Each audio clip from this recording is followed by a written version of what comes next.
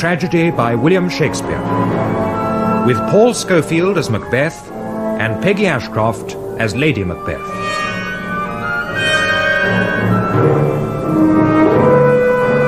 Macbeth.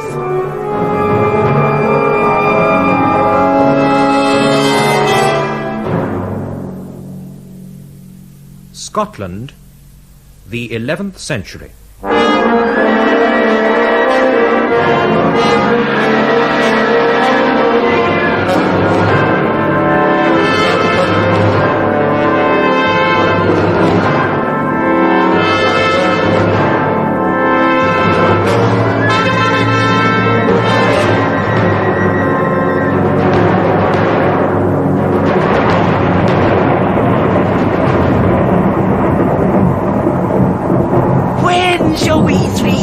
Again, in thunder, lightning, or in rain. When the hurly-burly's done, when the battle's lost and won, that will be ere the set of sun. Where the place? Upon the heath. There to meet with Macbeth. I come, Grimlock. Adam calls.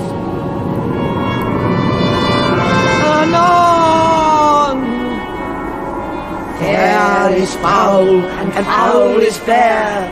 Hover through the fog, and fill the air.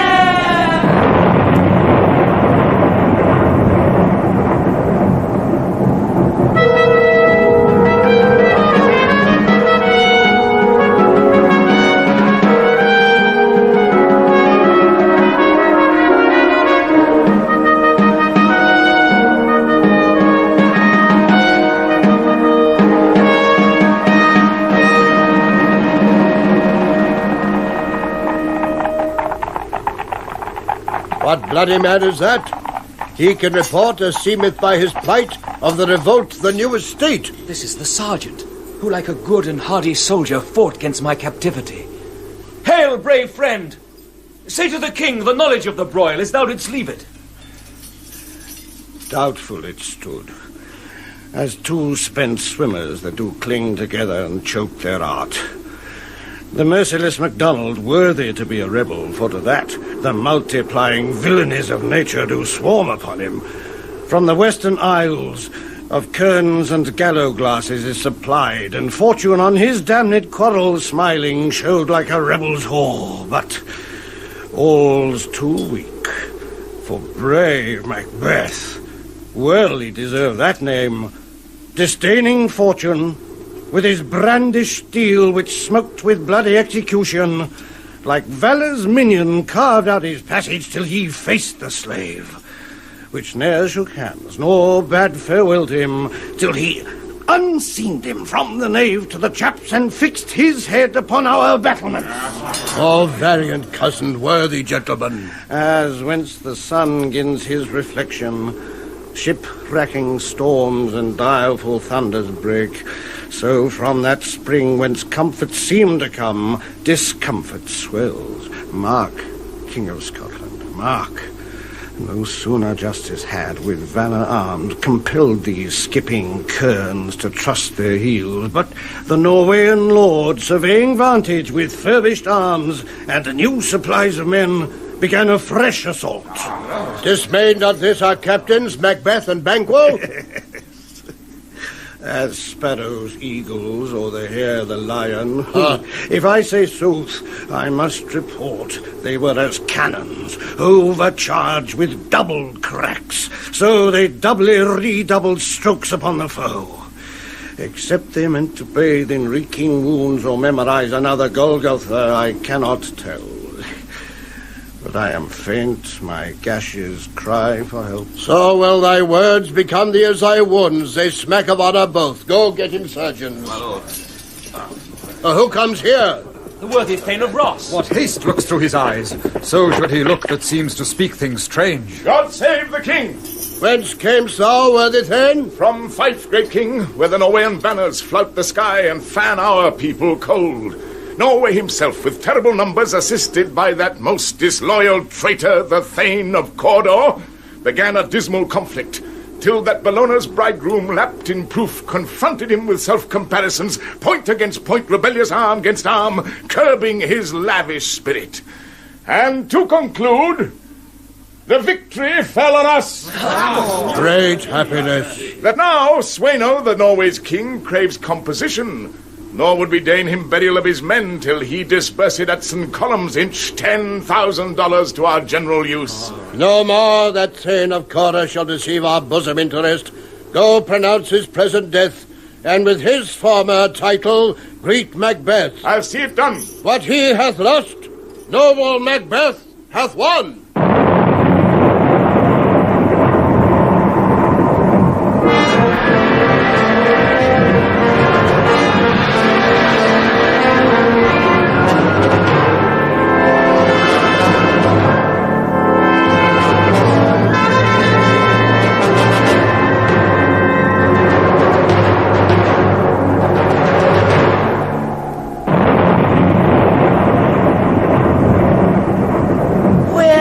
Thou been, sister? Killing swine. Sister, where thou? A sailor's wife had chestnuts in her lap, and mouched, and mouched, and mouched. Give me, quoth I. Oh, point thee witch, the rum-fed Ronion cries. Her husband's to Aleppo gone, master of the tiger. But in a sieve I'll thither sail, and like a rat without a tail, I'll do, and I'll do, and I'll do. I'll give thee a wine. That kind, and I another. I myself have all the other. And the very ports they blow, all the quarters that they know, with a shipman's card. I'll drain him, dry as hay. Sleep shall neither night nor day hang upon his penthouse lid. He shall live a man forbid. Weary Senites 9 times 9 shall he dwindle, peak and pine. Though his bark cannot be lost, yet it shall be tempest-tossed. What I have. Show me, show me. Here I have a pilot's thumb, wrecked as homeward he did come. A drum, Macbeth doth come.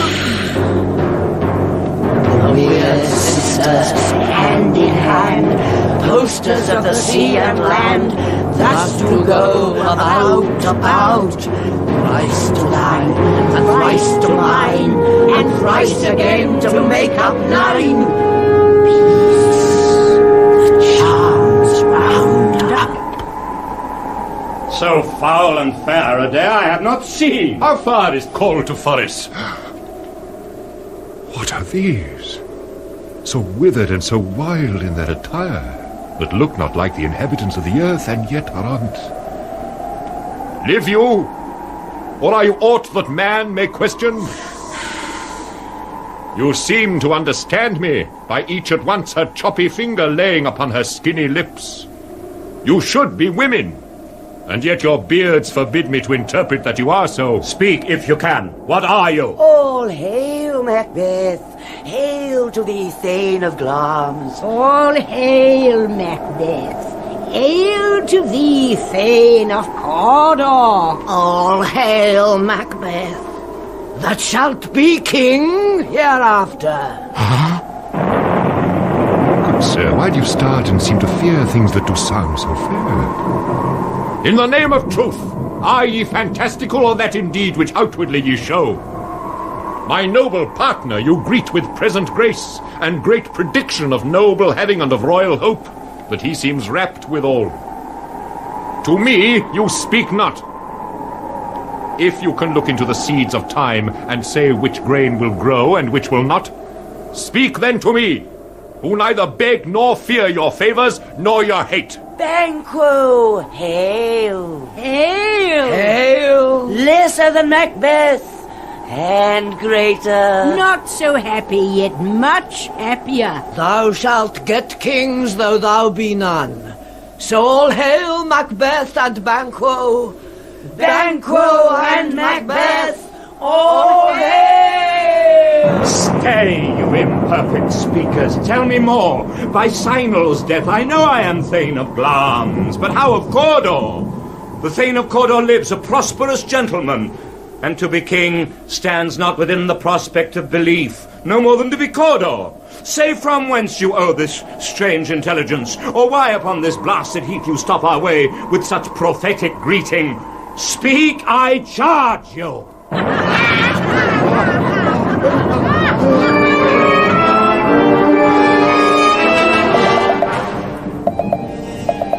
The earth hath bubbles as the water has, and these are of them. Whither are they vanished? Into the air. And what seemed corporal melted as breath into the wind. Would they had stayed. Were such things here as we do speak about? Or have we eaten on the insane root that takes the reason prisoner? Your children shall be kings. You shall be king. And Thane of Cawdor too. Went it not so? To the self-same tune and words. Who's here? The Thanes of Angus and of Ross. The king hath happily received, Macbeth, the news of thy success. And when he reads thy personal venture in the rebels' fight, his wonders and his praises do contend which should be thine or his. Silenced with that, in viewing o'er the rest of the self-same day, he finds thee in the stout Norwegian ranks, nothing afeard of what thyself didst make, strange images of death. As thick as hail came post with post, and every one did bear thy praises in his kingdom's great defence, and poured them down before him. We are sent to give thee from our royal master thanks, only to herald thee into his sight, not pay thee. And for an earnest of a greater honour, he bade me from him call thee Thane of Cawdor. Huh? In which addition, hail, most worthy Thane, for it is thine. What? Can the devil speak true? The Thane of Cawdor lives. Why do you dress me in borrowed robes? Who was the Thane lives yet, but under heavy judgment bears that life which he deserves to lose. Whether he was combined with those of Norway, or did line the rebel with hidden help and vantage, or that with both he laboured in his country's wreck, I know not. But treason's capital confessed and proved to have overthrown him. Glamis and Thane of Cawdor, the greatest is behind. Thanks for your pains. Do you not hope your children shall be kings, when those that gave the Thane of Cawdor to me promised no less to them? That trusted home might yet enkindle you unto the crown, besides the Thane of Cawdor. But 'tis strange, and oftentimes to win us to our harm, the instruments of darkness tell us truths, win us with honest trifles to betray us in deepest consequence. Cousins, a word, I pray you. 2 truths are told, as happy prologues to the swelling act of the imperial theme. I thank you, gentlemen. This supernatural soliciting cannot be ill, cannot be good. If ill, why hath it given me earnest of success commencing in a truth? I am Thane of Cawdor. If good, why do I yield to that suggestion, whose horrid image doth unfix my hair, and make my seated heart knock at my ribs against the use of nature? Present fears are less than horrible imaginings.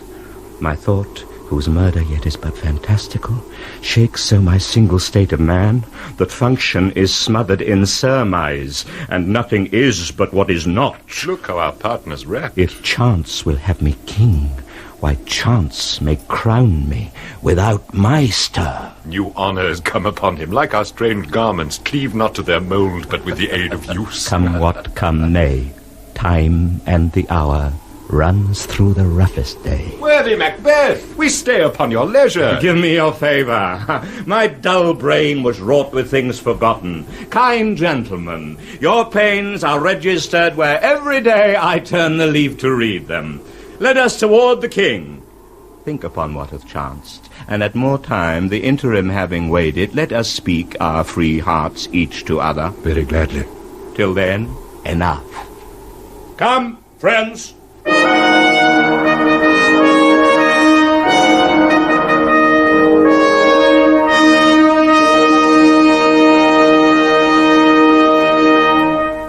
Is execution done on Cawdor? Are not those in commission yet returned? My liege, they are not yet come back. But I have spoke with one that saw him die, who did report that very frankly he confessed his treasons, implored your highness' pardon, and set forth a deep repentance. Nothing in his life became him like believing it. He died as one that had been studied in his death, to throw away the dearest thing he owed, as 'twere a careless trifle. There's no art to find the mind's construction in the face. He was a gentleman on whom I built an absolute trust. Oh, worthiest Macbeth, the sin of my ingratitude even now is heavy on me. Thou art so far before that swiftest wing of recompense is slow to overtake thee. Wouldst thou hadst less deserved, that the proportion both of thanks and payment might have been mine. Only I have left to say, more is thy due than more than all can pay. The service and the loyalty I owe in doing it pays itself. Your highness' part is to receive our duties, and our duties are to your throne and state, children and servants, which do but what they should by doing everything safe toward your love and honour. Welcome hither. I have begun to plant thee, and will labour to make thee full of growing.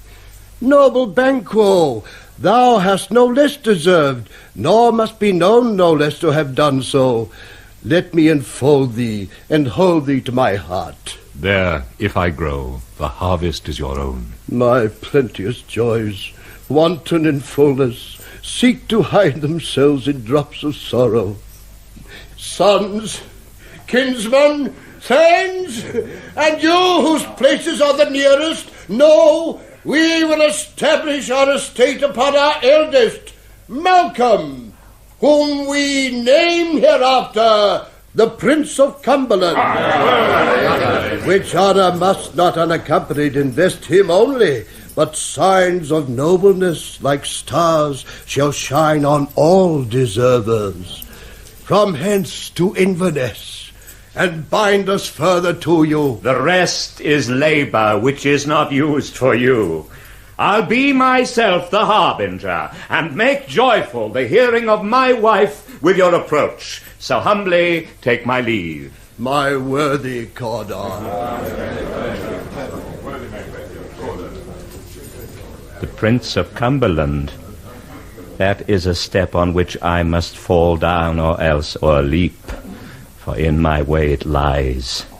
Stars, hide your fires. Let not light see my black and deep desires. The eye wink at the hand, yet let that be which the eye fears when it is done to see.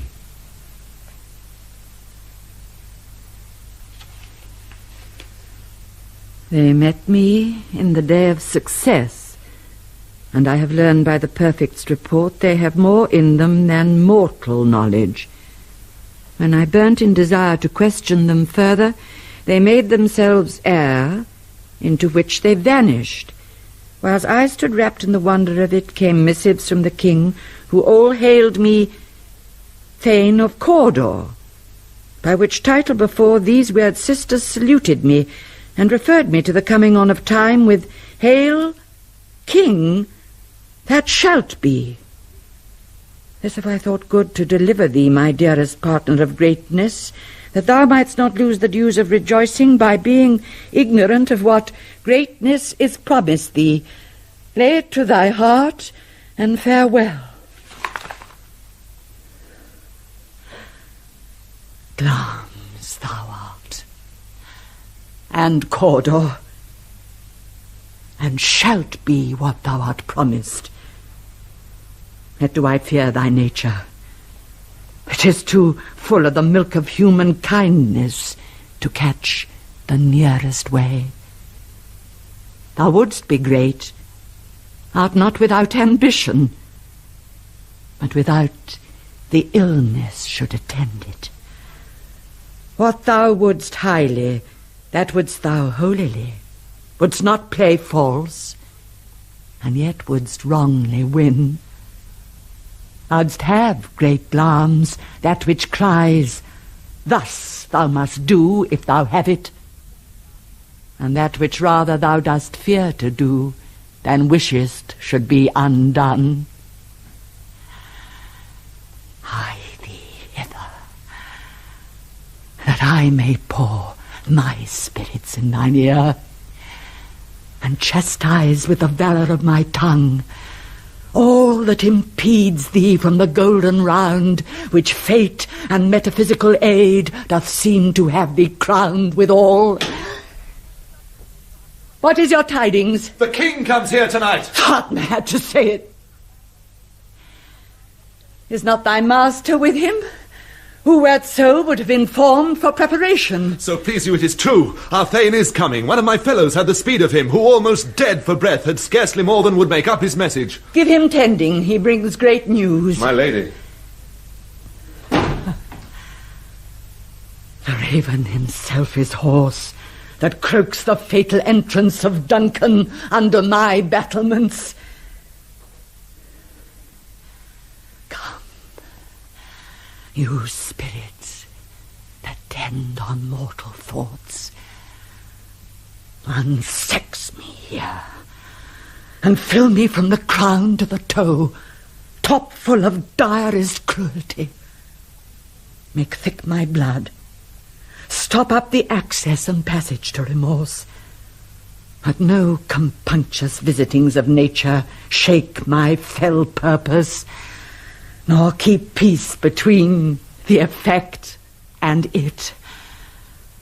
Come to my woman's breasts, and take my milk for gall, you murdering ministers. Wherever in your sightless substances you wait on nature's mischief, come, thick night, and pour thee in the dunnest smoke of hell, that my keen knife see not the wound it makes, nor heaven peep through the blanket of the dark to cry, hold, hold. My dearest love. Great Glamis!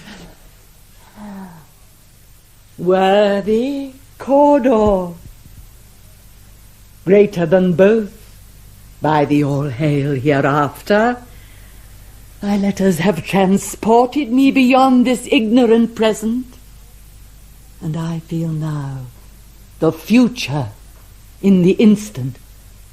Duncan comes here tonight. And when goes hence? Tomorrow, as he purposes. Never shall sun that morrow see. Your face, my Thane, is as a book where men may read strange matters. To beguile the time, look like the time. Bear welcome in your eye, your hand, your tongue. Look like the innocent flower, but be the serpent under't. He that's coming must be provided for, and you shall put this night's great business into my dispatch, which shall to all our nights and days to come give solely sovereign sway and masterdom. We will speak further. Only look up, clear. To alter favour ever is to fear. Leave all the rest to me.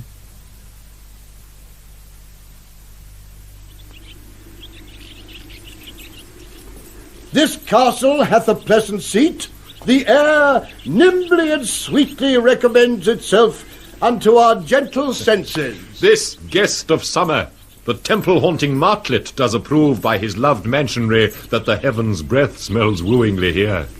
No jutty, frieze, buttress, nor coign of vantage, but this bird hath made his pendant bed and procreant cradle. Where they most breed and haunt, I have observed the air is delicate. See our honoured hostess. The love that follows us sometimes is our trouble, which still we thank as love. Here did I teach you how you shall bid God ild us for your pains, and thank us for your trouble. All our service, in every point twice done, and then done double, were poor and single business, to contend against those honours deep and broad, wherewith your majesty loads our house. For those of old, and the late dignities heaped up to them, we rest your hermits. Where's the Thane of Cawdor? We cursed him at the heels, and had a purpose to be his purveyor. But he rides well, and his great love, sharp as his spur, hath helped him to his home before us. Fair and noble hostess, we are your guest tonight. Your servants ever have theirs themselves, and what is theirs incompt, to make their audit at your highness' pleasure, still to return your own. Give me your hand. Conduct me to mine host. We love him highly, and shall continue our graces towards him. By your leave, hostess.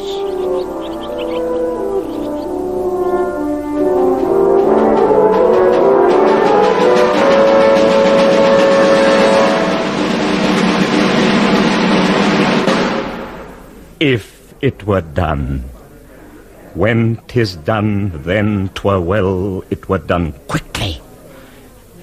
If the assassination could trammel up the consequence, and catch with his surcease success. But this blow might be the be-all and the end-all here. But here, upon this bank and shoal of time, we jump the life to come. But in these cases, we still have judgment here, that we but teach bloody instructions, which being taught return to plague the inventor. This even-handed justice commends the ingredients of our poisoned chalice to our own lips. He's here in double trust. First, as I am his kinsman and his subject, strong both against the deed. Then as his host, who should against the murderer shut the door, not bear the knife myself. Besides this, Duncan hath borne his faculties so meek, have been so clear in his great office, that his virtues will plead like angels, trumpet-tongued against the deep damnation of his taking off.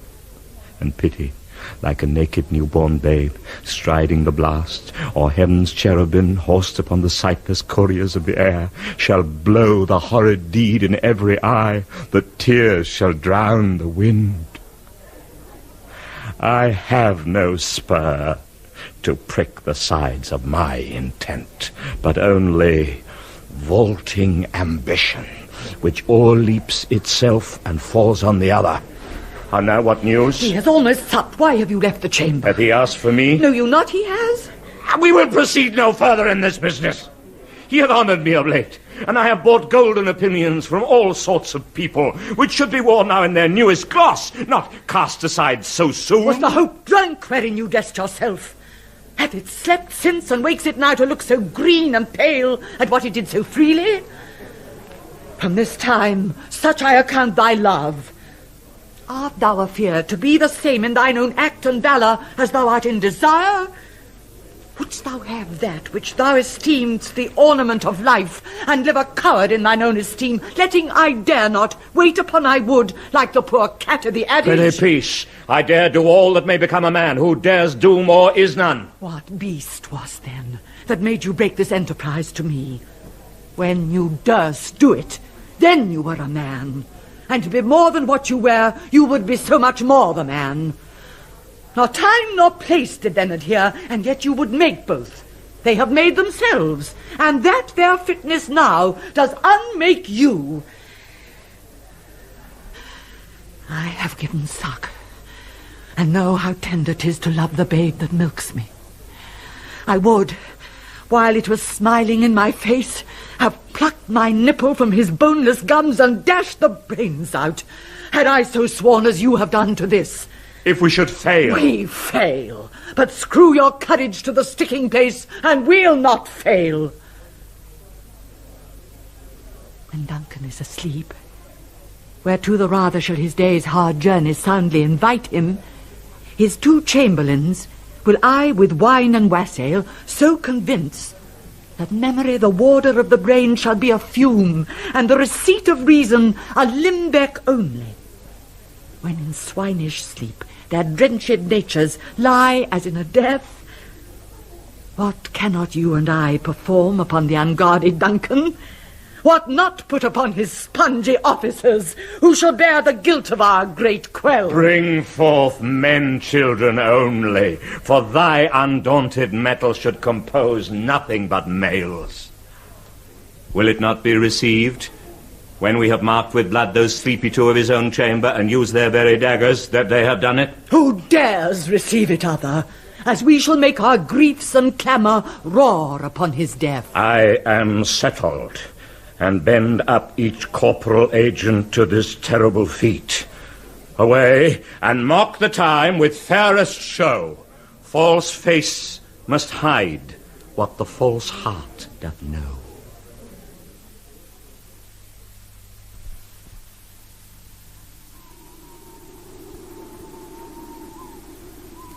How goes the night, boy? The moon is down. I have not heard the clock. And she goes down at 12. I take 'tis later, sir. Hold. Take my sword. Sir? There's husbandry in heaven. Their candles are all out. Take thee that too. Oh. A heavy summons lies like lead upon me. And yet I would not sleep.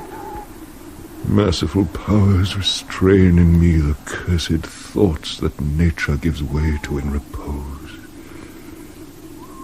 Give me my sword. Who's there? A friend. What, sir? Not yet at rest? The king's abed?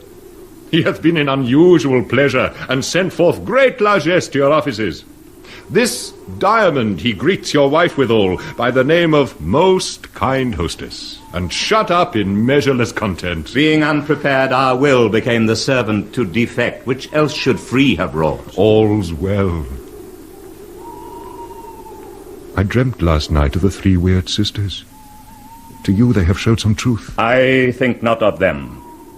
Yet when we can entreat an hour to serve, we would spend it in some words upon that business, if you would grant the time. At your kindest leisure. If you shall cleave to my consent when 'tis, it shall make honour for you. So I lose none in seeking to augment it, but still keep my bosom franchised and allegiance clear. I shall be counselled. Good repose the while. Thanks, sir. The like to you. Go bid thy mistress, when my drink is ready, she strike upon the bell. Get thee to bed. My lord.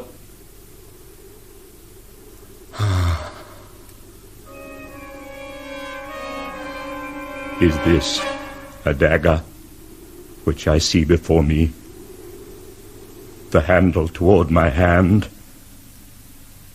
Come, let me clutch thee. I have thee not, and yet I see thee still. Art thou not, fatal vision, sensible to feeling as to sight? Or art thou but a dagger of the mind, a false creation proceeding from the heat-oppressed brain?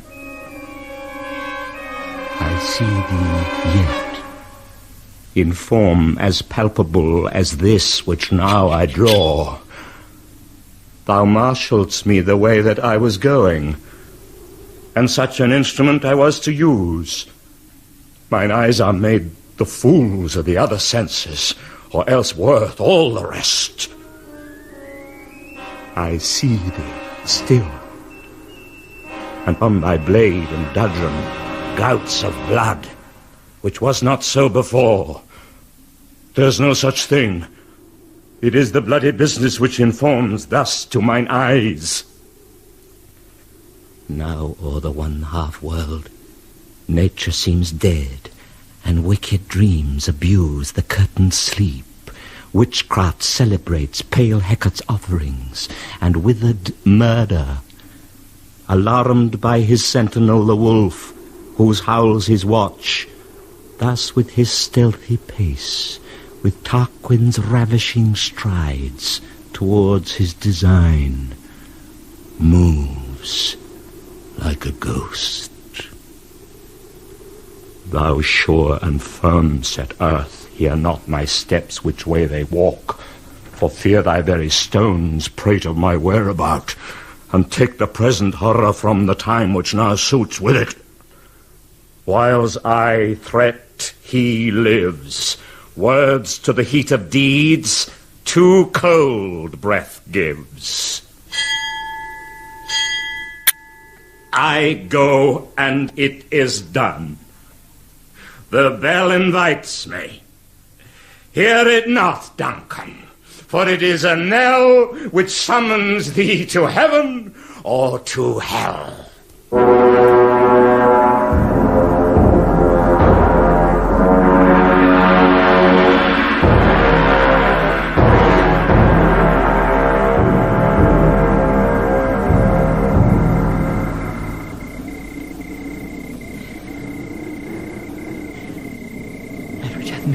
Drunk, hath made me bold.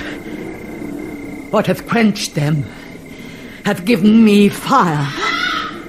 Hark! Peace, it was the owl that shrieked, the fatal bellman which gives the sternest good night. He is abouted. The doors are open, and the surfeited grooms do mock their charge with snores. I have drugged their possets, that death and nature do contend about them, whether they live or die. Who's there? What? I'm afraid they have awaked and 'tis not done. The attempt and not the deed confounds us. I laid the daggers ready. He could not miss them. Had he not resembled my father as he slept, I had done. My husband. I have done the deed. Didst thou not hear a noise?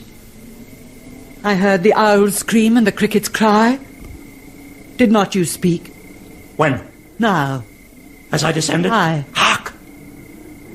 Who lies in the second chamber? Donalbain. This is a sorry sight. A foolish thought to say a sorry sight. There's one did laugh in sleep, and one cried murder that they did wake each other.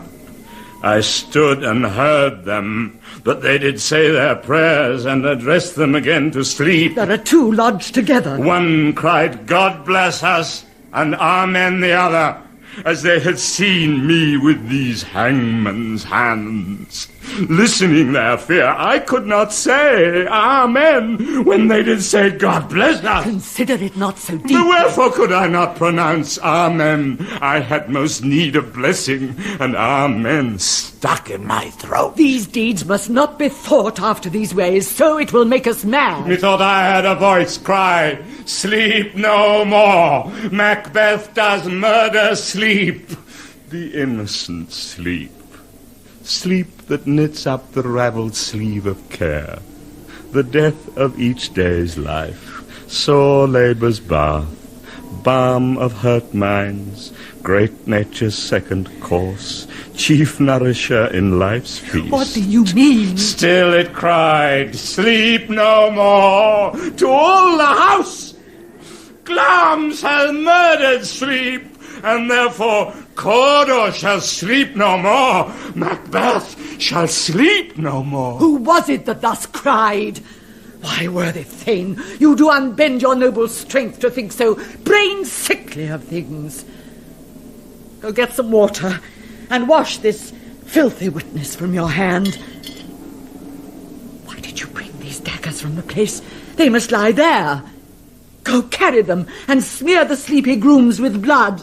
I'll go no more.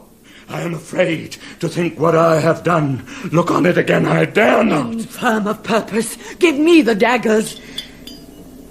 The sleeping and the dead are but as pictures. 'Tis the eye of childhood that fears a painted devil. If he do bleed, I'll gild the faces of the grooms withal, for it must seem their guilt.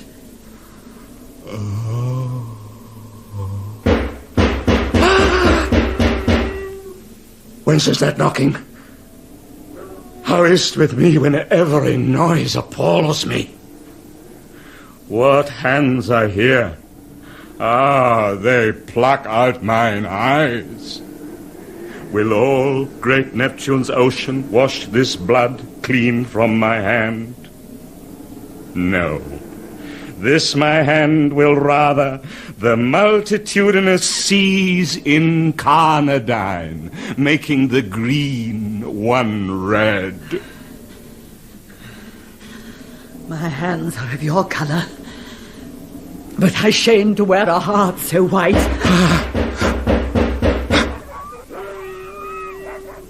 I hear a knocking at the south entry. Retire we to our chamber. A little water clears us of this deed. How easy is it then? Your constancy hath left you unattended. Hark, more knocking. Get on your nightgown lest occasion call us and show us to be watchers. Be not lost so poorly in your thoughts. To know my deed, 'twere best not know myself. Ha! Wake, Duncan, with thy knocking! I would thou couldst!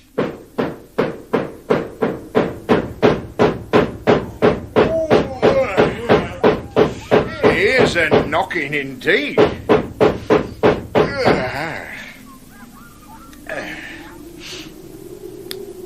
If a man were porter of Hellgate, he should have old turning the key. Knock, knock, knock. Who's there in the name of Beelzebub? Oh, here's a farmer that hanged himself on the expectation of plenty. Come in time, server, have napkins and how about you? Here, you'll sweat for it. Knock, knock. Who's there in the other devil's name?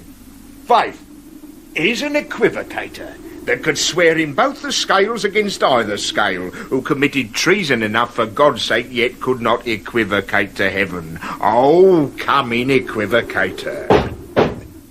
Knock, knock, knock. Who's there? Faith, here's an English tailor come hither for stealing out of a French hose. Come in, tailor. Here you may roast your goose. Knock, knock. Never had quiet. What are you?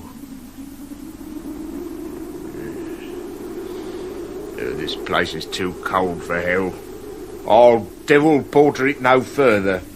I had thought to let in some of all professions that go the primrose way to the everlasting bonfire. Hey, knock, hey, knock!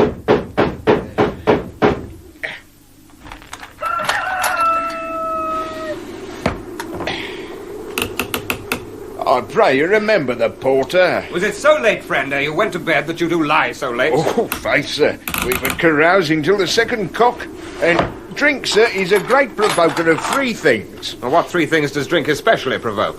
Marry, sir, nose painting, sleep, and urine. Lechery, sir, it provokes and unprovokes. It provokes the desire, but it takes away the performance. Therefore, much drink may be said to be an equivocator with lechery. It makes him, and it mars him. It sets him on, and it takes him off. It persuades him, and disheartens him. Makes him stand to, and not stand to. In conclusion, equivocates him in his sleep, and giving him the lie, leaves him. I believe drink gave thee the lie last night. That he did, sir, in the very throat of me. But I requited him for his lie, and I think, being too strong for him, though he took up my legs sometime, yet I made a shift to cast him. Is thy master stirring? Our knocking has awaked him. Here he comes. Good morrow, noble sir. Good morrow, both.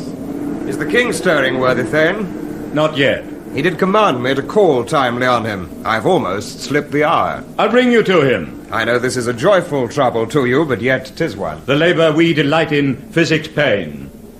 This is the door. I'll make so bold to call, for 'tis my limited service. Goes the king hence today? It has. He did appoint so. The night has been unruly. Where we lay, our chimneys were blown down, and, as they say, lamentings heard in the air, strange screams of death, and prophesying with accents terrible of dire combustion and confused events new hatched to the woeful time. The obscure bird clamoured the livelong night. Some say the earth was feverous and did shake. 'Twas a rough night. My young remembrance cannot parallel a fellow to it. Oh, horror! Horror! Horror! Tongue nor heart cannot conceive nor name thee. What's the matter? Confusion now hath made his masterpiece. Most sacrilegious murder hath broke ope the Lord's anointed temple and stole thence the life of the building. What is't you say? The life? Mean you his majesty? Approach the chamber and destroy your sight with a new Gorgon. Do not bid me speak. See and then speak yourselves. Come, my lord. Awake! Awake! Ring the alarm bell! Murder and treason! Banquo and Donalbain! Malcolm, awake! Shake off this downy sleep, death's counterfeit, and look on death itself! Up! Up! And see the great doom's image! Malcolm! Banquo! As from your graves, rise up and walk like sprites to countenance this horror! What's the business that such a hideous trumpet calls to parley the sleepers of the house? Speak! Speak! O gentle lady, 'tis not for you to hear what I can speak. The repetition in a woman's ear would murder as it fell. Oh, Banquo! Banquo!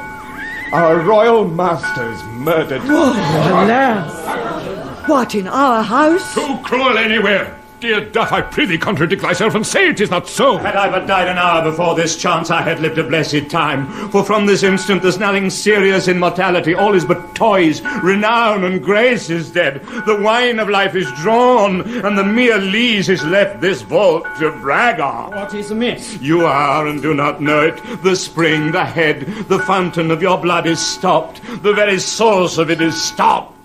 Your royal father's murdered. By whom? Those of his chamber, as it seemed, had done. Their hands and faces were all badged with blood. So were their daggers, which unwiped we found upon their pillows. They stared and were distracted. No man's life was to be trusted with. Oh, yet I do repent me of my fury that I did kill them. Wherefore did you so? Who can be wise, amazed, temperate and furious, loyal and neutral in a moment? No man. The expedition of my violent love outran the pauser, reason. Here lay Duncan, his silver skin laced with his golden blood, and his gashed stabs looked like a breach in nature for ruin's wasteful entrance. There the murderers, steeped in the colours of their trade, their daggers unmannily breached with gore. Who could refrain that had a heart to love, and in that heart courage to make his love known? Help me, hands up. Look to the lady! You lady. Why do we hold our tongues, that most may claim this argument for ours? What should be spoken here, where our fate hid in an auger hole may rush and seize us? Let's away, our tears are not yet brewed. All our strong sorrow upon the foot of motion. Look to the lady! And when we have our naked frailties hid that suffer in exposure, let us meet and question this most bloody piece of work to know it further. Fears and scruples shake us. In the great hand of God I stand, and thence against the undivulged pretense I fight of treasonous malice. And so do I. Let's briefly put on manly readiness and meet at the hall together. What will you do, Donalbain? Let's not consort with them. To show an unfelt sorrow is an office which the false man does easy. I'll to England. To Ireland, I. Our separated fortune shall keep us both the safer. Where we are, there's daggers in men's smiles. The near in blood, the nearer bloody. This murderous shaft that shot hath not yet lighted. And our safest way is to avoid the aim. Therefore to horse, and let us not be dainty of leave-taking, but shift away. There's warrant in that theft, which steals itself, when there's no mercy left.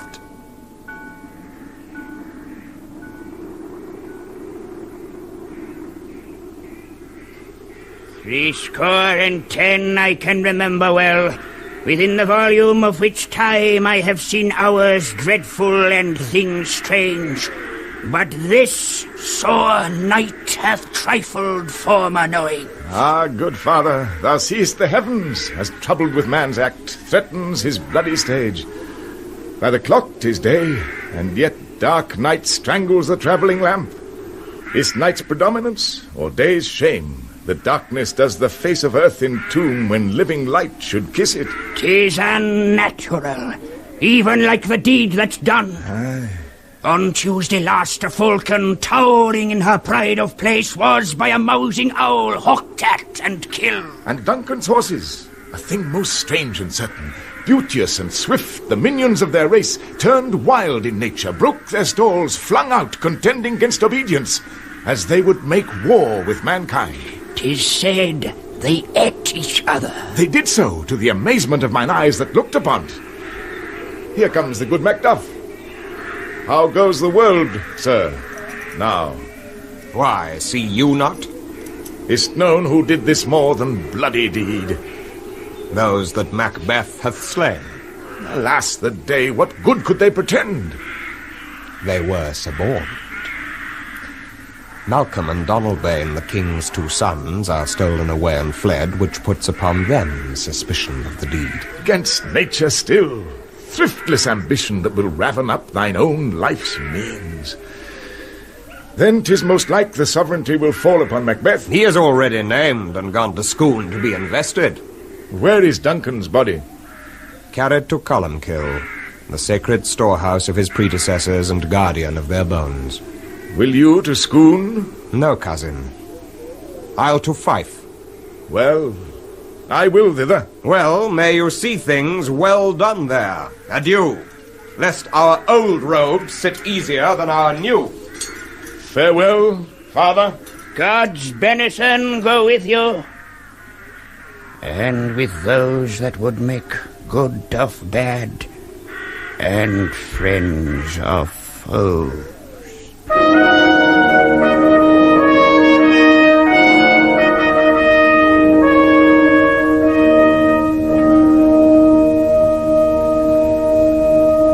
Thou hast it now. King, Cawdor, Glamis, all as the weird women promised.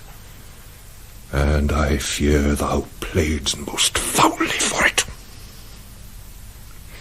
Yet it was said, it should not stand in thy posterity, but that myself should be the root and father of many kings.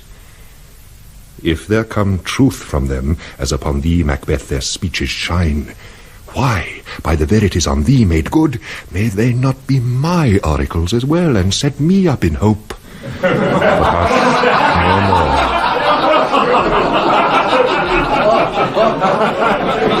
Here's our chief guest. If he had been forgotten, it had been as a gap in our great feast and all thing unbecoming. Tonight we hold a solemn supper, sir, and I'll request your presence. Let your highness command upon me, to the which my duties are with the most indissoluble tie for ever knit. Ride you this afternoon? Aye, my good lord. We should have else desired your good advice, which still hath been both grave and prosperous in this day's council, but we'll take tomorrow. Is far you ride? As far, my lord, as 'twill fill up the time twixt this and supper. Go not my horse the better, I must become a borrower of the night for a dark hour or twain. Oh, fail not our feast. My lord, I will not. We hear our bloody cousins are bestowed in England and in Ireland, not confessing their cruel parricide, filling their hearers with strange invention. But of that, tomorrow, when therewithal we shall have cause of state craving us jointly. Hie you to horse, adieu till you return at night. Goes Fleance with you? Aye, my good lord, our time does call upon us. I wish your horses swift and sure of foot, and so I do commend you to their backs. Farewell. Let every man be master of his time till 7 at night, to make society the sweeter welcome. We will keep ourselves till supper time alone. While then, God be with you.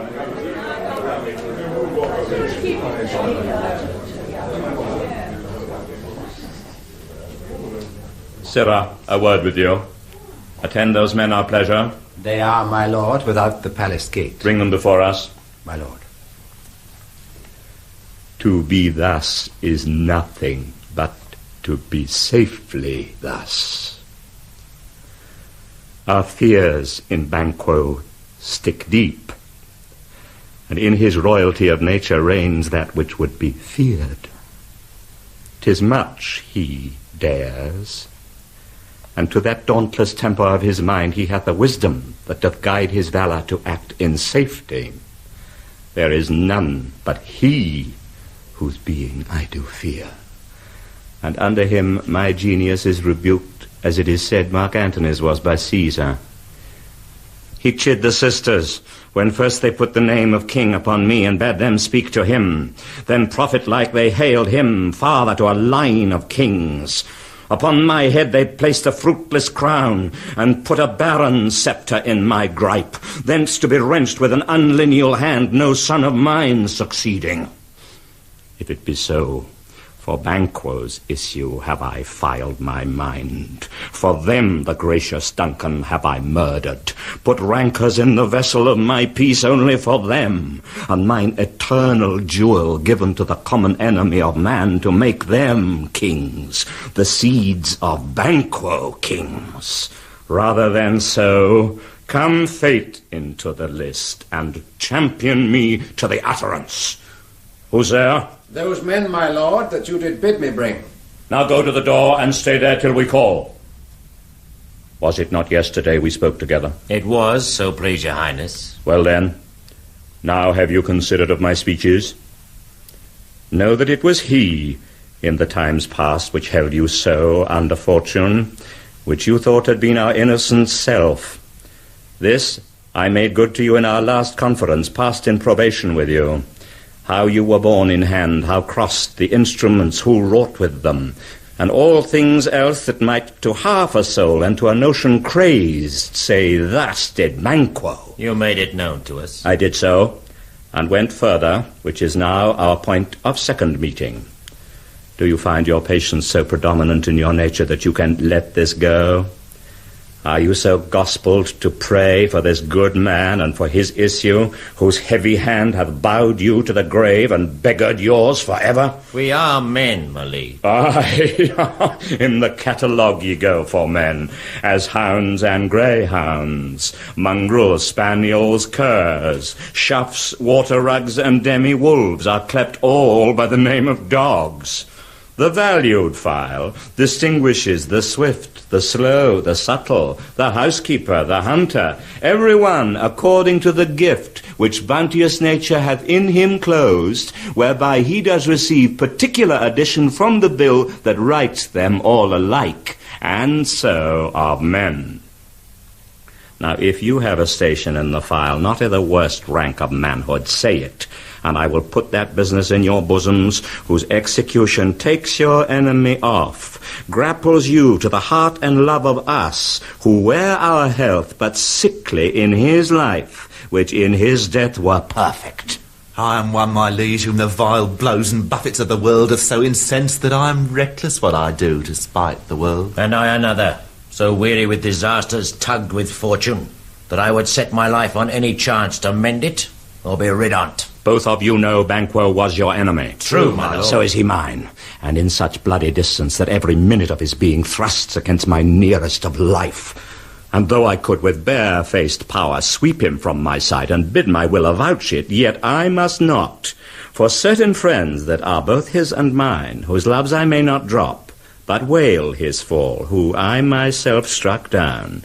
And thence it is that I to your assistance do make love, masking the business from the common eye, for sundry weighty reasons. We shall, my lord, perform what you command us. Though our lives... Your spirit shine through you. Within this hour, at most, I will advise you where to plant yourselves, acquaint you with the perfect spy of the time, the moment on't, for it must be done tonight, and something from the palace, always thought that I require a clearness, and with him, to leave no rubs nor botches in the work, Fleance, his son that keeps him company, whose absence is no less material to me than is his father's, must embrace the fate of that dark hour. Resolve yourselves apart. I'll come to you anon. We are resolved, my lord. I'll call upon you straight. Abide within. My lord. It is concluded. Banquo, thy soul's flight, if it find heaven, must find it out tonight.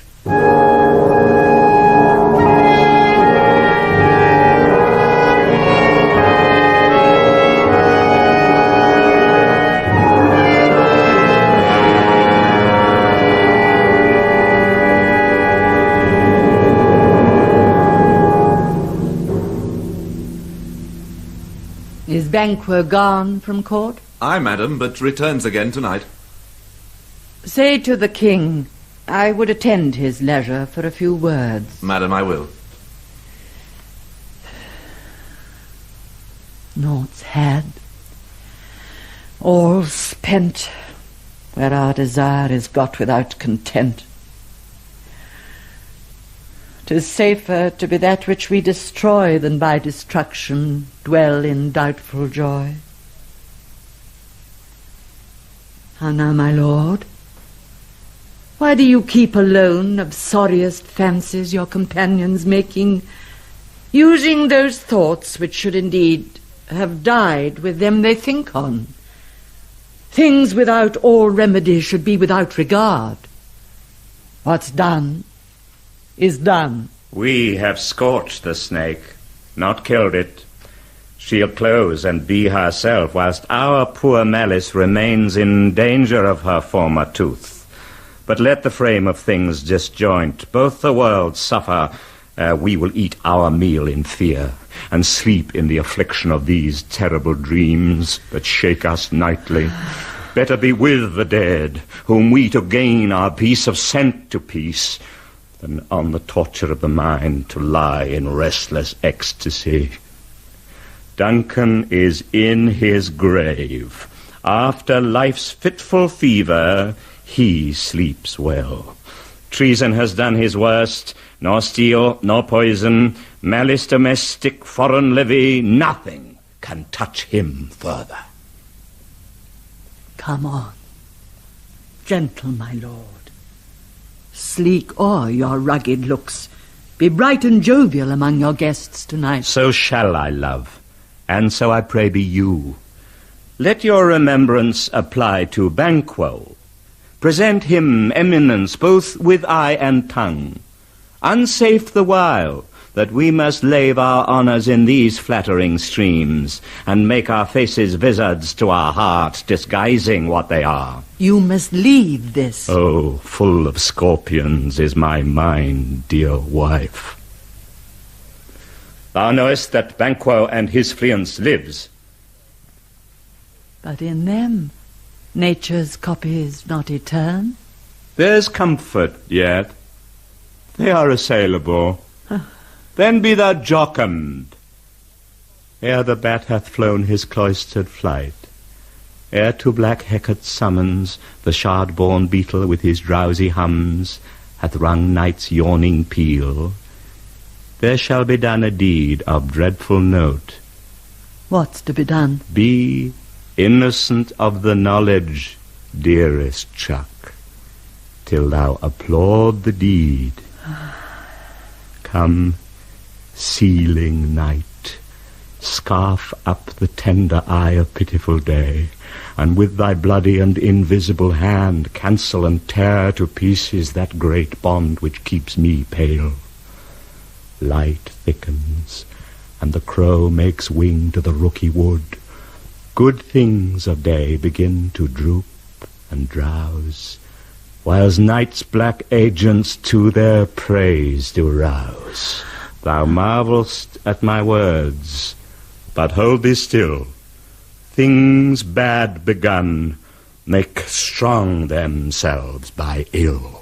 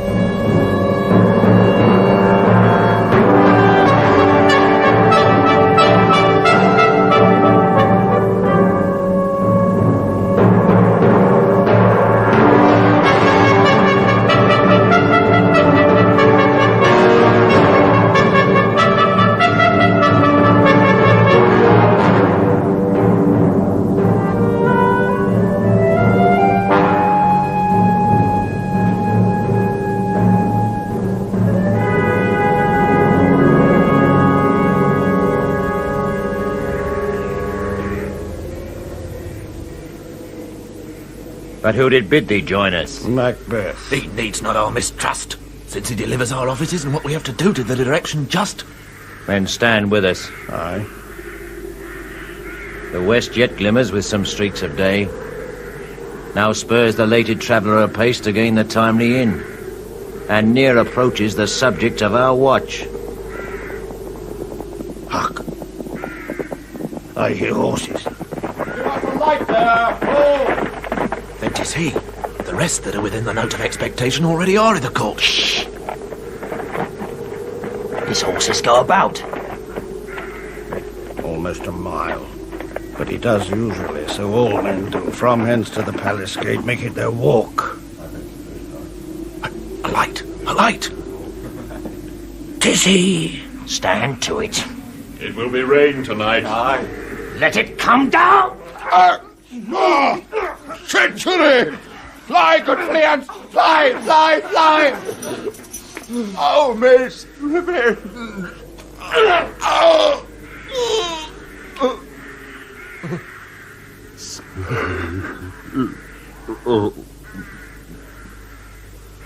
Who did strike out the light? Was not the way?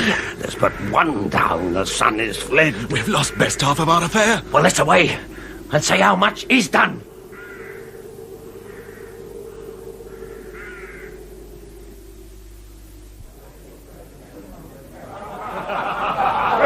You know your own degrees. Sit down.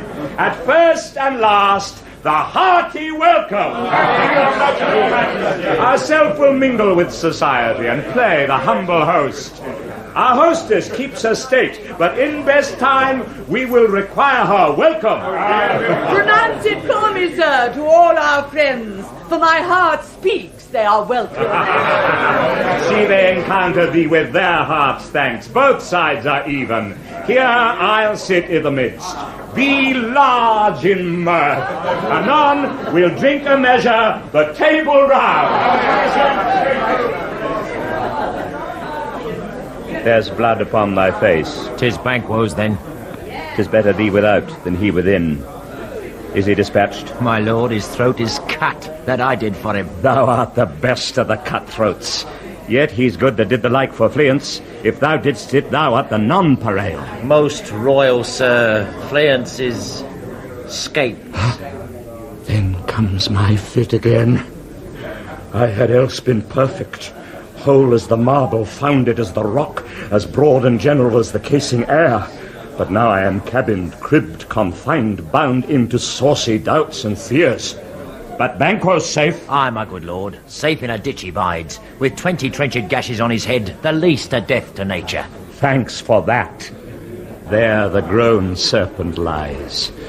The worm that's fled hath nature that in time will venom breed. No teeth for the present. Get thee gone. Tomorrow we'll hear ourselves again. My royal lord, you do not give the cheer. The feast is so that is not often vouched while 'tis the making. 'Tis given with welcome. To feed were best at home, from thence. The sauce to meat is ceremony, meeting were bare without it. Sweet remembrancer.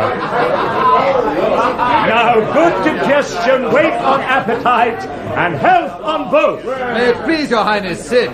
Here had we now our country's honour roof, were the graced person of our Banquo present, who may I rather challenge for unkindness than pity for mischance. His absence, sir, lays blame upon his promise.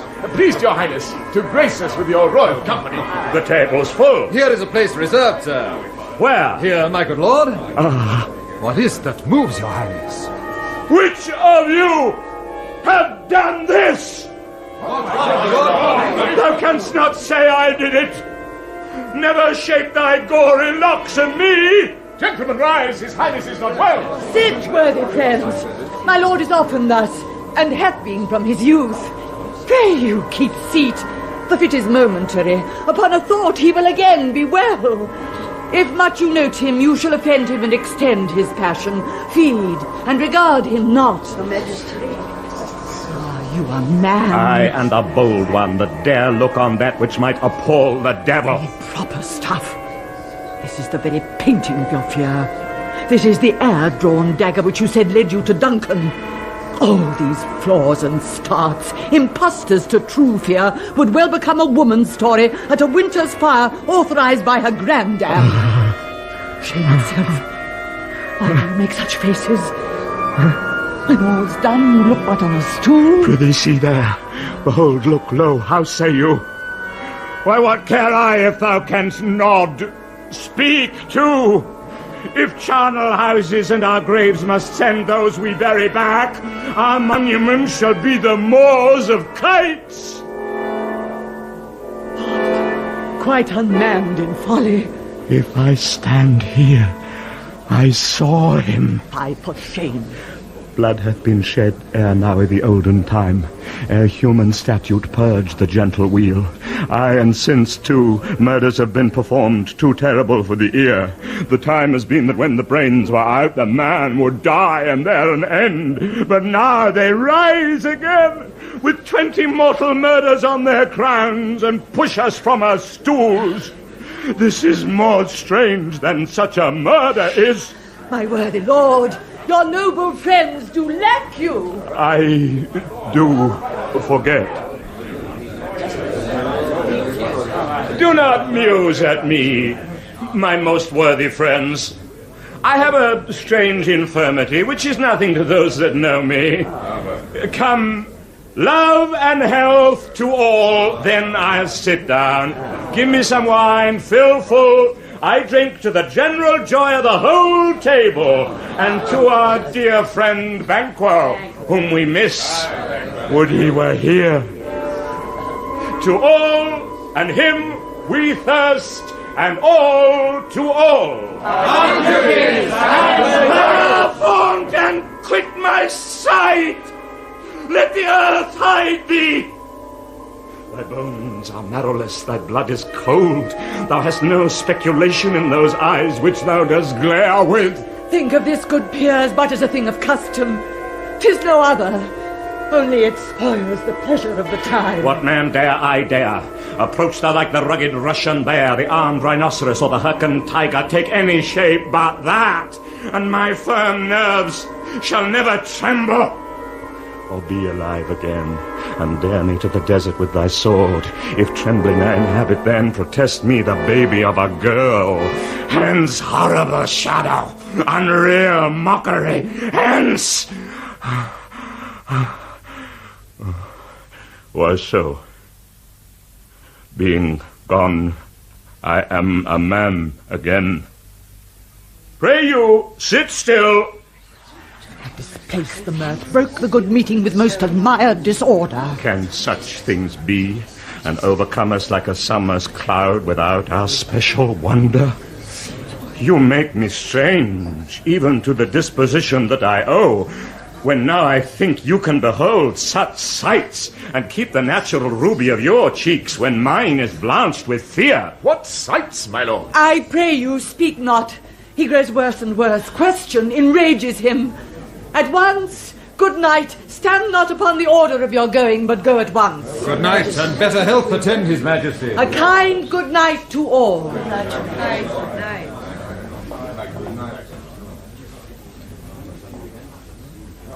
It will have blood. They say blood will have blood. Stones have been known to move and trees to speak. Augurs and understood relations have by magpies and choughs and rooks brought forth the secret man of blood. What is the night? Almost at odds with morning, which is which. How sayest thou that Macduff denies his person at our great bidding? Did you send to him, sir? I hear it by the way, but I will send. There's not a one of them but in his house I keep a servant feed. I will tomorrow. And betimes I will to the weird sisters. More shall they speak. For now I am bent to know by the worst means the worst. For mine own good all causes shall give way. I am in blood stepped in so far that should I wade no more, returning were as tedious as go o'er. Strange things I have in head that will to hand, which must be acted ere they may be scanned. You lack the season of all natures, sleep. Come, we'll to sleep. My strange and self-abuse is the initiate fear that wants hard use. We are yet but young indeed.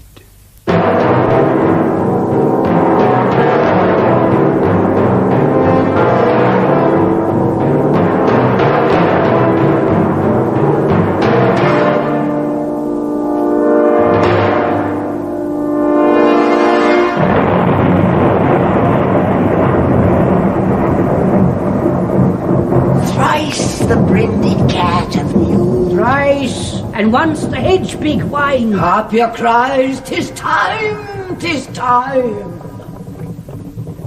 Round about the cauldron go, in the poisoned entrails throw. Toad that under cold stone days and nights has 31 sweltered venom sleeping got, boil thou first in a charming pot. Double, toil and trouble, fire burn and cauldron bubble. Fillet of a finny snake, in the cauldron boil and bake. Eye of newt and toe of frog, wool of bat and tongue of dog, adder's fork and blindworm's sting, lizard's leg and howlet's wing. For a charm of powerful trouble, like a hell broth, boil and bubble. Double, toil and trouble, fire burn and cauldron bubble. Scale of dragon, tooth of wolf, witch's mummy, mourn gulf of the ravined salt sea shark. Root of hemlock digged in the dark, liver of blaspheming Jew, gall of goat and slips of yew slivered in the moon's eclipse, nose of Turk and Tartar's lips, finger of birth strangled babe, ditch delivered by a drab, make the gruel thick and slag. Add thereto a tiger's children for the ingredients of our cauldron.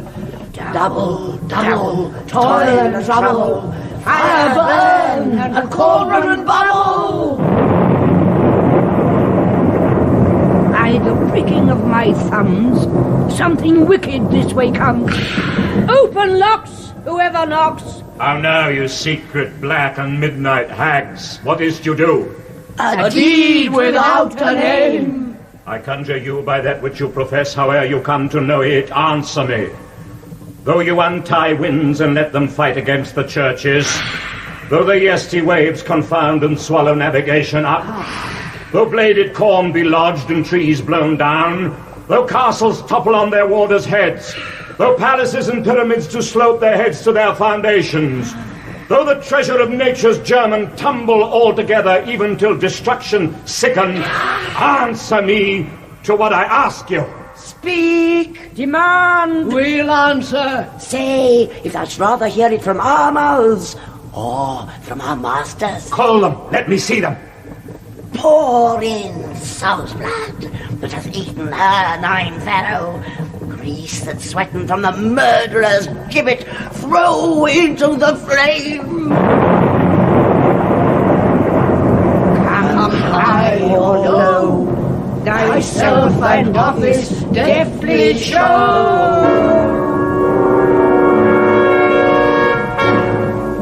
Tell me, thou unknown power. He knows thy thought. Hear his speech, but say thou naught. Macbeth, Macbeth, Macbeth. Beware Macduff, beware the Thane of Fife. Dismiss me. Enough.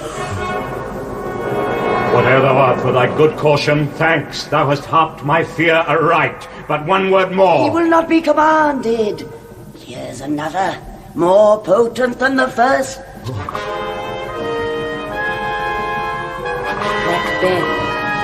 Macbeth, Macbeth.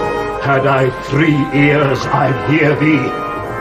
Be bloody, bold and resolute. Laugh to scorn the power of man, for none of woman born shall harm Macbeth. Then live, Macduff, what need I fear of thee?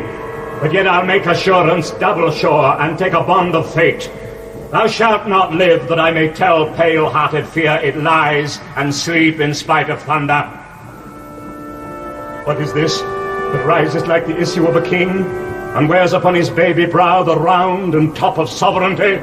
Listen, but speak not to it. Be lion-mettled, proud, and take no care who chafes, who frets, or where conspirers are. Macbeth shall never vanquished be, until great Burnham Wood to high Dunsinane Hill shall come against him. That will never be. Who can impress the forest, bid the tree unfix his earthbound root? Sweet bodements, good. Rebellious head, rise never till the wood of Burnham rise, and our high-placed Macbeth shall live the lease of nature, pay his breath to time and mortal custom. Yet my heart throbs to know one thing. Tell me if your art can tell so much. Shall Banquo's issue ever reign in this kingdom? Seek to know no more. I will be satisfied. Deny me this, and an eternal curse fall on you. Let me know.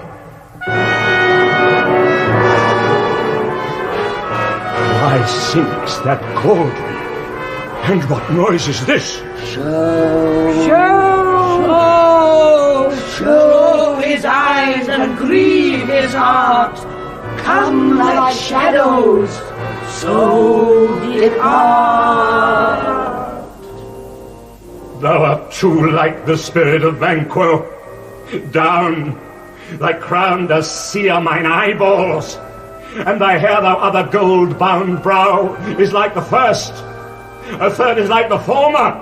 Filthy hags, why do you show me this? A fourth, start eyes.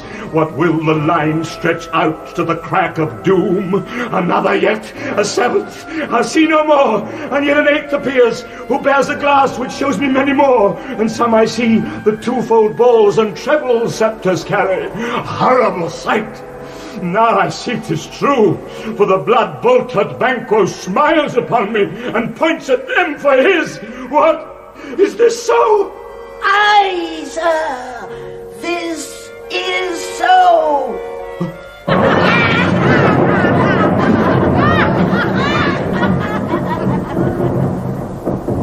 Where are they? Gone? Let this pernicious hour stand, aye, accursed in the calendar. Come in without there. What's your grace's will? Saw you the weird sisters? No, my lord. Came they not by you? No, indeed, my lord. Infected be the air whereon they ride, and damned all those that trust them. I did hear the galloping of horse. Who was't came by? 'Tis 2 or 3, my lord, that bring you word Macduff is fled to England. Fled to England? Aye, my good lord. Time. Thou anticipatest my dread exploits. The flighty purpose never is o'ertook unless the deed go with it. From this moment, the very firstlings of my heart shall be the firstlings of my hand, and even now to crown my thoughts with acts be it thought and done. The castle of Macduff I will surprise, seize upon Fife, give to the edge of the sword his wife, his babes, and all the unfortunate souls that trace him in his line. No, boasting like a fool, this deed I'll do before this purpose cool. But no more sights.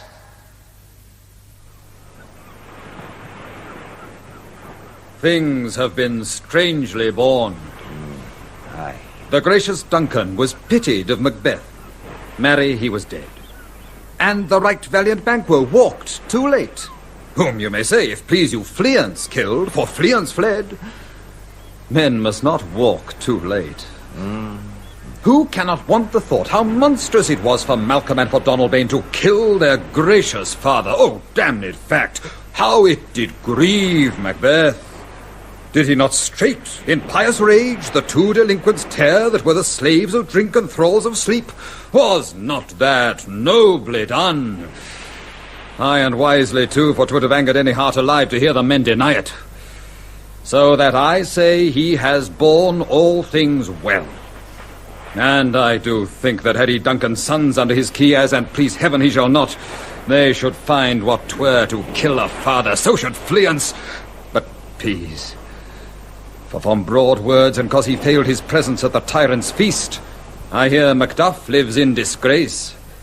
Sir, can you tell where he bestows himself? The son of Duncan, from whom this tyrant holds the due of birth, lives in the English court and is received of the most pious Edward with such grace that the benevolence of fortune nothing takes from his high respect. Thither Macduff is gone to pray the holy king upon his aid, to wake Northumberland and warlike seaward, that by the help of these, with him above to ratify the work, we may again give to our tables meat, sleep to our nights, from our feasts and banquets bloody knives, do faithful homage and receive free honours, all which we pine for now. And this report hath so exasperate the king that he prepares for some attempt of war. Sent he to Macduff? He did, and with an absolute, "Sir, not I," the cloudy messenger turns me his back and hums as who should say, "You'll rue the time that clogs me with this answer." Some holy angel fly to the court of England and unfold his message ere he come, that a swift blessing may soon return to this our suffering country under a hand accursed.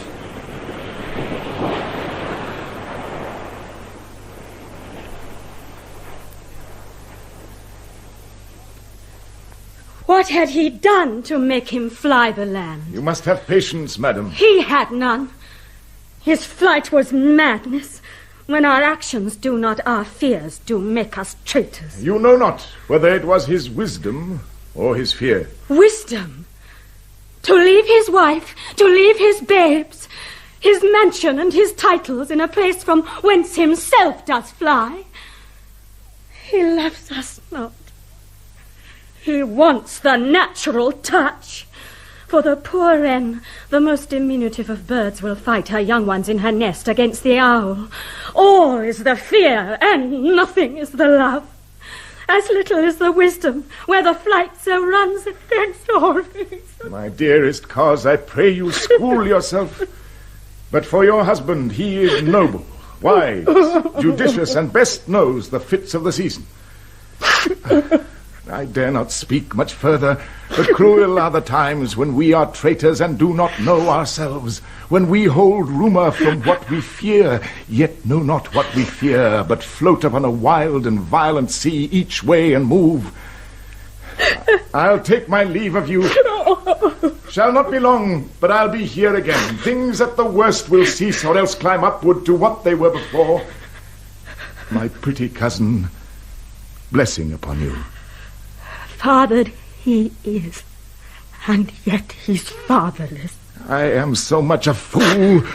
Should I stay longer, it would be my disgrace and your discomfort. I take my leave at once.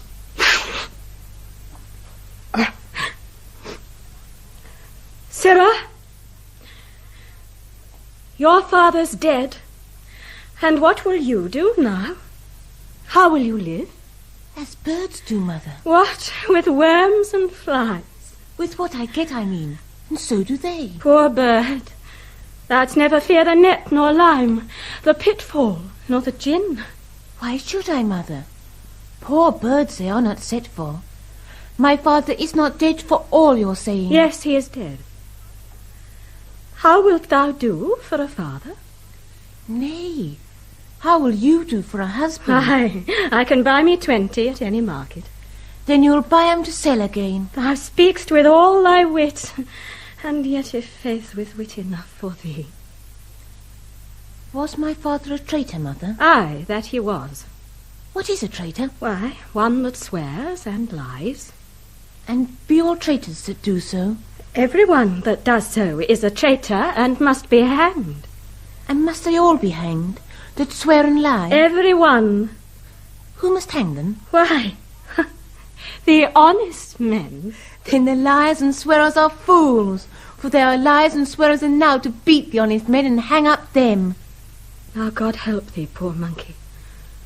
But how wilt thou do for a father? If he were dead, you'd weep for him. If you would not, 'twere a good sign that I should quickly have a new father. Poor prattler, how thou talkst. Bless you, fair dame. What? I am not to you known, though in your state of honour I am perfect. I doubt some danger does approach you nearly. If you will take a homely man's advice, be not found here. Hence with your little ones.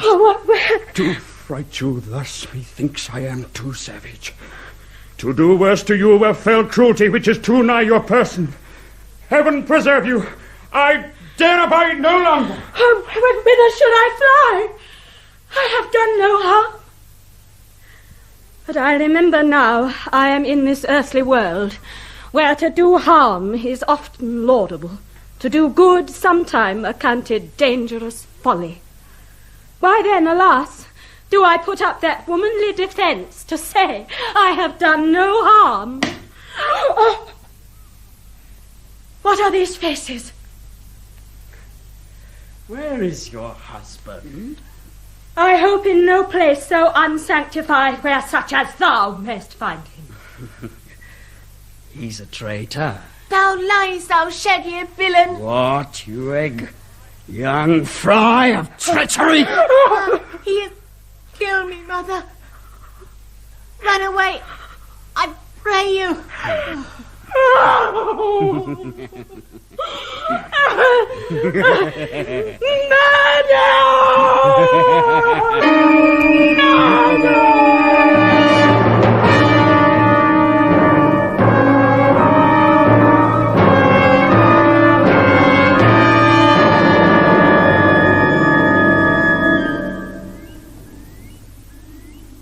Let us seek out some desolate shade, and there weep our sad bosoms empty. Let us rather hold fast the mortal sword, and like good men bestride our downfallen birthdom. Each new morn, new widows howl, new orphans cry, new sorrows strike heaven on the face, that it resounds as if it felt with Scotland and yelled out like syllable of dolour. What I believe I'll wail, what no believe, and what I can redress, as I shall find the time to friend, I will. What you have spoke, it may be so, perchance. This tyrant whose sole name blisters our tongues was once thought honest. You have loved him well. He hath not touched you yet. I am young, but something you may deserve of him through me, and wisdom to offer up a weak, poor, innocent lamb to appease an angry god. I am not treacherous. But Macbeth is. A good and virtuous nature may recoil in an imperial charge. But I shall crave your pardon. That which you are, my thoughts cannot transpose. Angels are bright still, though the brightest fell. Though all things foul would wear the brows of grace, yet grace must still look so. I have lost my hopes. Perchance, even there where I did find my doubts. Why in that rawness left you wife and child? Those precious motives, those strong knots of love, without leave-taking. I pray you, let not my jealousies be your dishonours, but mine own safeties. You may be rightly just, whatever I shall think. Bleed, bleed, poor country. Great tyranny, lay thou thy bases sure, for goodness dare not check thee. Wear thou thy wrongs, the title is afeard. Fare thee well, lord.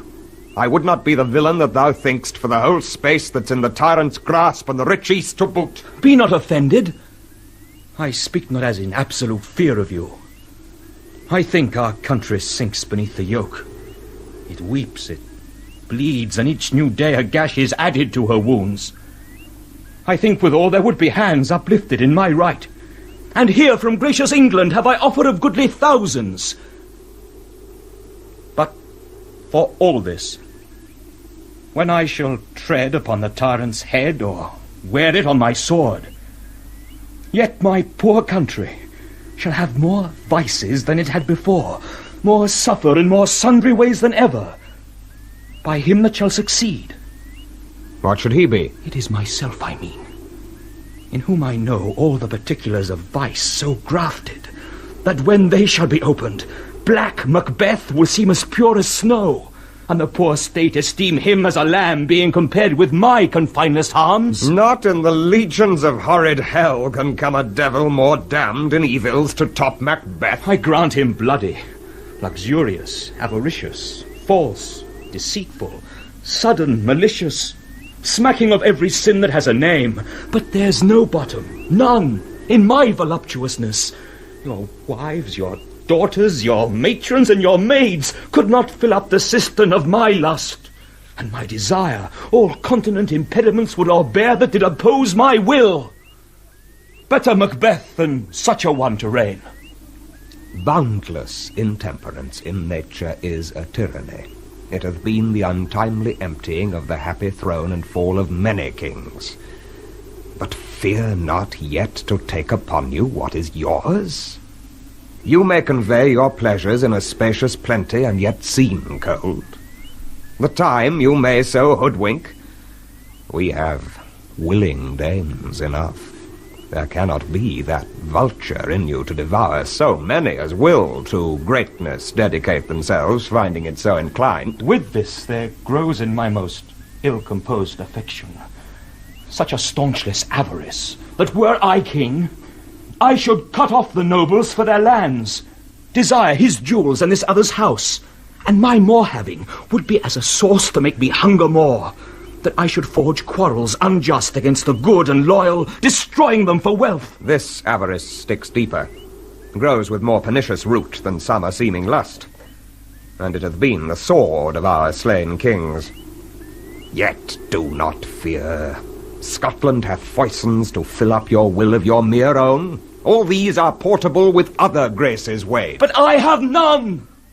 The king becoming graces as justice, verity, temperance, stableness, bounty, perseverance, mercy, lowliness, devotion, patience, courage, fortitude. I have no relish of them, but abound in the division of each several crime, acting it many ways. Nay, had I power, I should pour the sweet milk of concord into hell, uproar the universal peace, confound all unity on earth. Oh, Scotland, Scotland. If such a one be fit to govern, speak. I am as I have spoken. Fit to govern? No, not to live. O nation miserable! With an untitled tyrant bloody sceptred, when shalt thou see thy wholesome days again, since that the truest issue of thy throne by his own interdiction stands accused and does blaspheme his breed? Thy royal father was a most sainted king. The queen that bore thee oftener upon her knees than on her feet died every day she lived. Fare thee well. These evils thou repeat'st upon thyself have banished me from Scotland. O my breast, thy hope ends here. Macduff, this noble passion, child of integrity, hath from my soul wiped the black scruples, reconciled my thoughts to thy good truth and honour. Devilish Macbeth, by many of these trains, hath sought to win me into his power, and modest wisdom plucks me from over-credulous haste.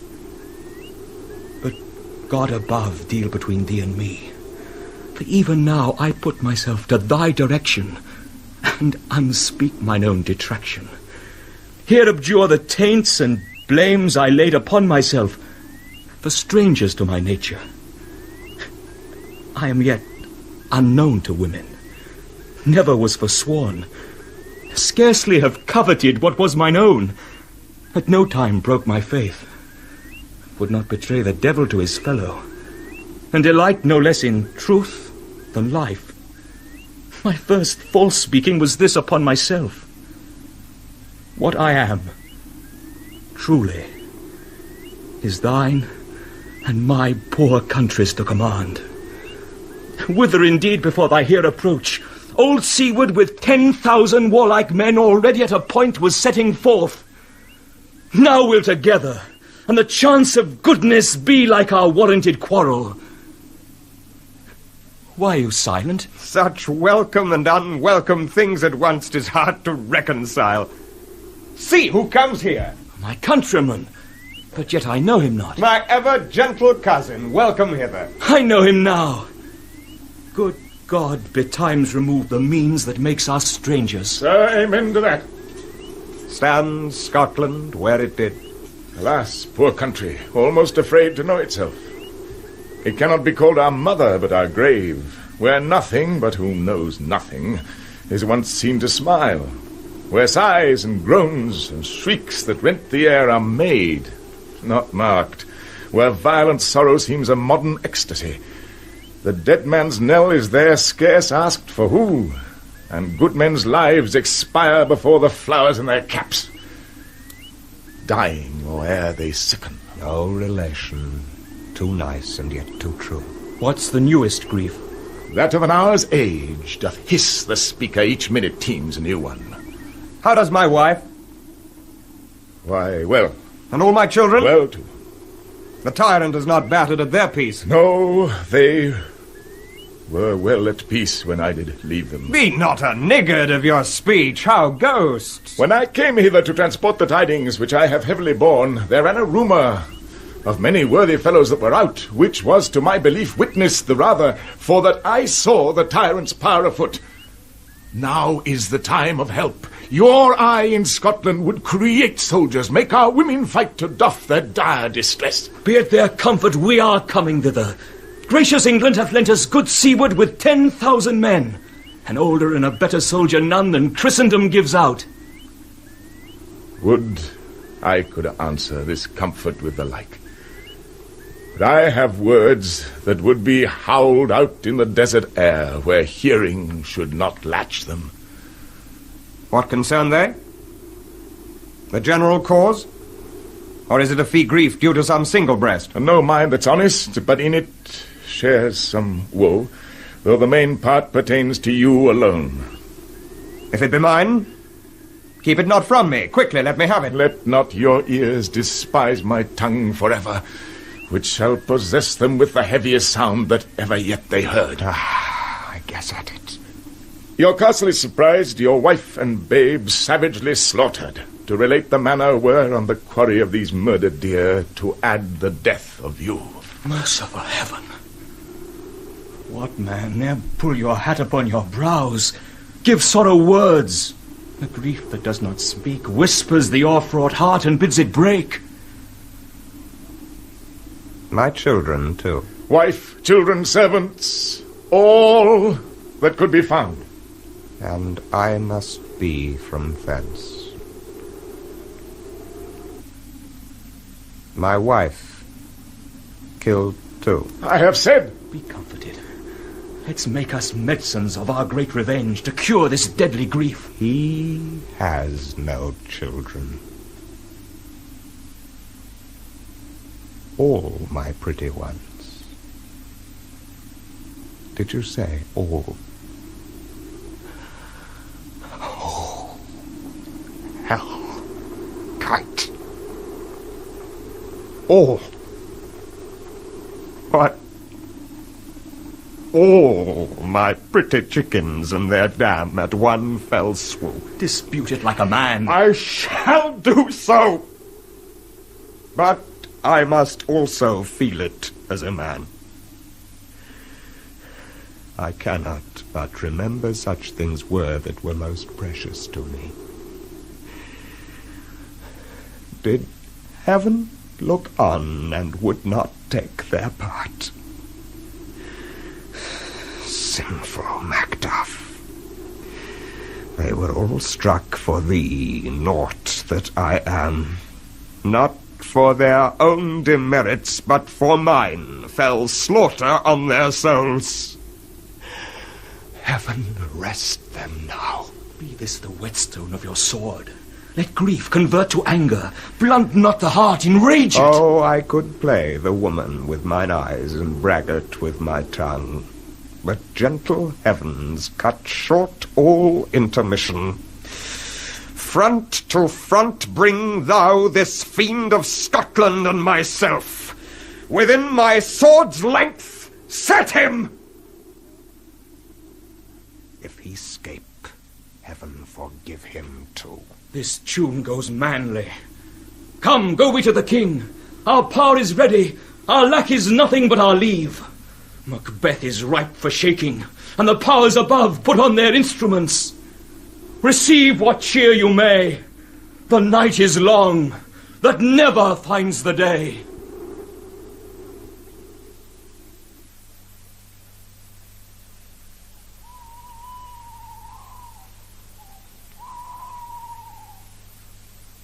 I have 2 nights watched with you, but can perceive no truth in your report. When was it she last walked? Since His Majesty went into the field, I have seen her rise from her bed, throw her nightgown upon her, unlock her closet, take forth paper, fold it, write upon it, read it, afterwards seal it, and again return to bed. Yet all this while in a most fast sleep. A great perturbation in nature to receive at once the benefit of sleep and do the effects of watching. In this slumbery agitation, besides her walking and other actual performances, what at any time have you heard her say? That, sir, which I will not report after her. You may to me, and 'tis most meet you should. Neither to you nor anyone, having no witness to confirm my speech. Lo you, here she comes. This is her very guise, and upon my life, fast asleep. Observe her, and stand close.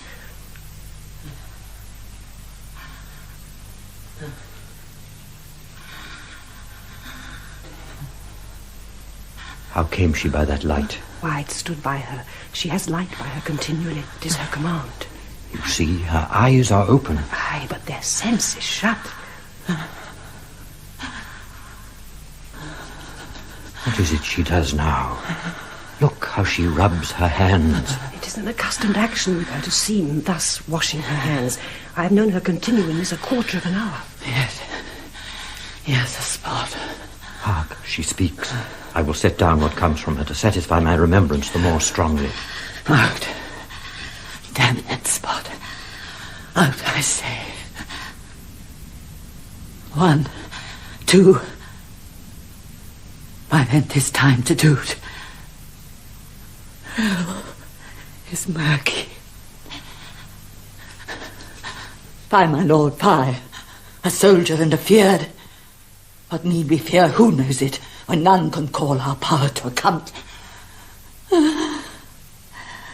Yet who would have thought the old man to have had so much blood in him? Do you mark that? The Thane of Fife had a wife. Where is she now? Will his hands ne'er be clean? No more of that, my lord. No more of that. You mar all with this starting. Go to. You have known what you should not. She has spoke what she should not, I am sure of that. Heaven knows what she has known. The smell of the blood still. All the perfumes of Arabia will not sweeten this little hand.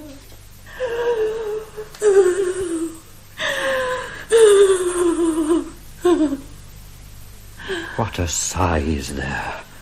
The heart is sorely charged. I would not have such a heart in my bosom for the dignity of the whole body. Well. Pray God it be, sir. This disease is beyond my practice. Yet I have known those which have walked in their sleep who have died holily in their beds. Wash your hands. Put on your nightgown. Look not so pale.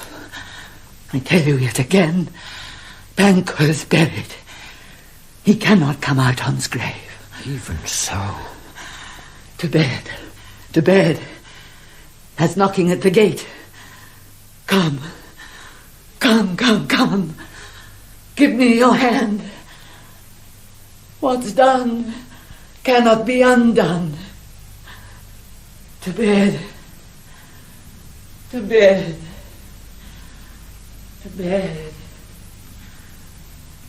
Will she go now to bed? Directly. Foul whisperings are abroad. Unnatural deeds do breed unnatural troubles. Infected minds to their deaf pillows will discharge their secrets. More needs she the divine than the physician. God, God, forgive us all. Look after her. Remove from her the means of all annoyance, and still keep eyes upon her. So, good night. My mind she has mated, and amazed my sight. I think, but dare not speak.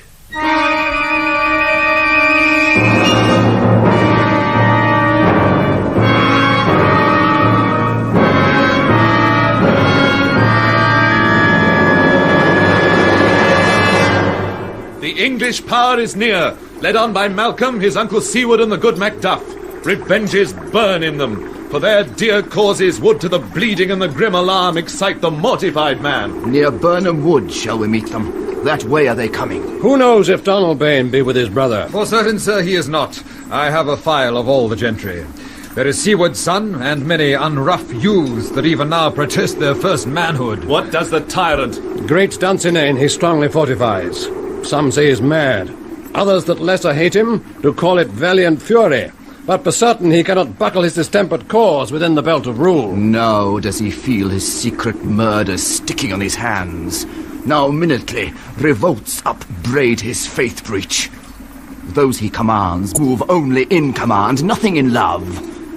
Now does he feel his title hang loose about him like a giant's robe upon a dwarfish thief. Who then shall blame his pestered senses to recoil and start when all that is within him does condemn itself for being there? Well, march we on, to give obedience where 'tis truly owed. Meet we the medicine at the sickly wheel, and with him pour we in our country's purge each drop of us. Or so much as it needs to dew the sovereign flower and drown the weeds. Make we our march toward Burnham!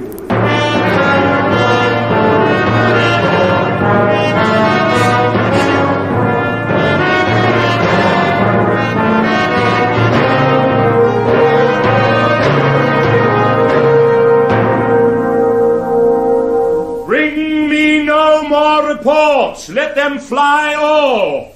Ha! Till Burnham would remove to Dunsinane, I cannot taint with fear. What's the boy Malcolm? Was he not born of woman?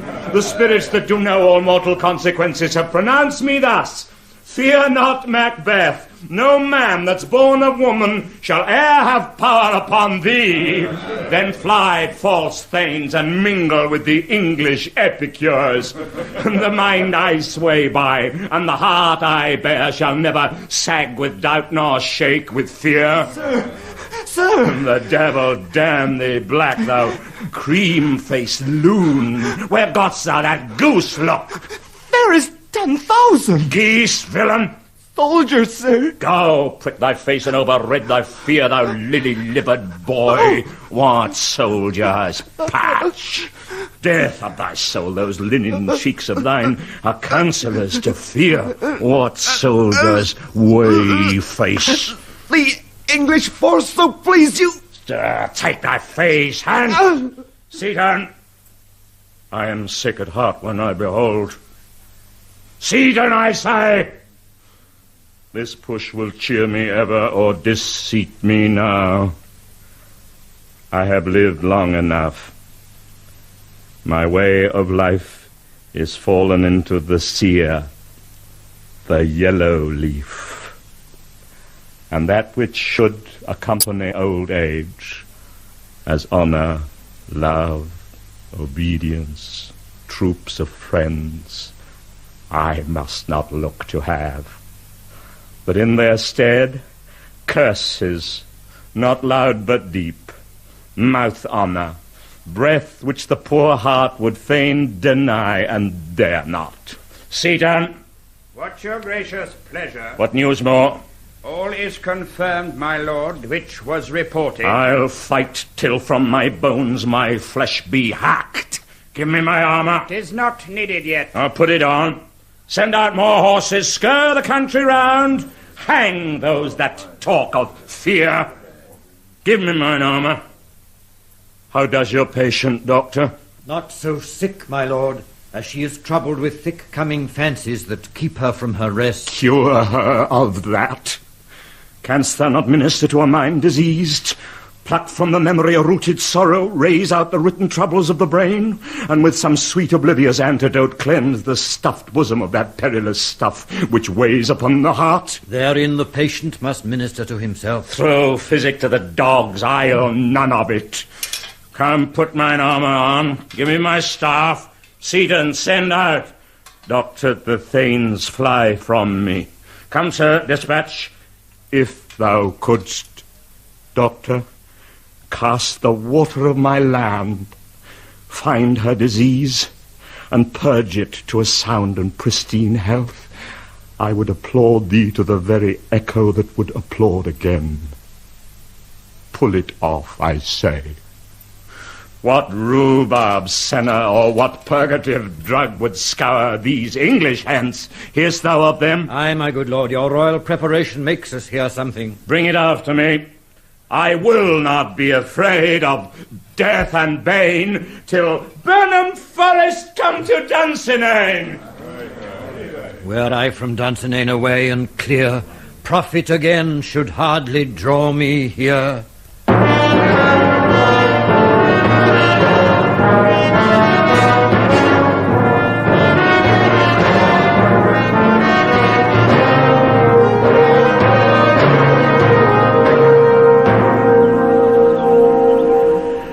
Cousins, I hope the days are near at hand. The chambers will be safe. We doubted nothing. What wood is this before us? The wood of Burnham. Let every soldier hew him down a bough and bear it before him. Thereby shall we shadow the numbers of our host, and make discovery err in report of us. We learn no other, but the confident tyrant keeps still in Dunsinane, and will endure our sitting down before it. 'Tis his main hope, for where there is advantage to be gone, both more and less have given him the revolt, and none serve with him but constrained things, whose hearts are absent too. Let our just censures attend the true event, and put we on industrious soldiership. The time approaches, toward which advance the war!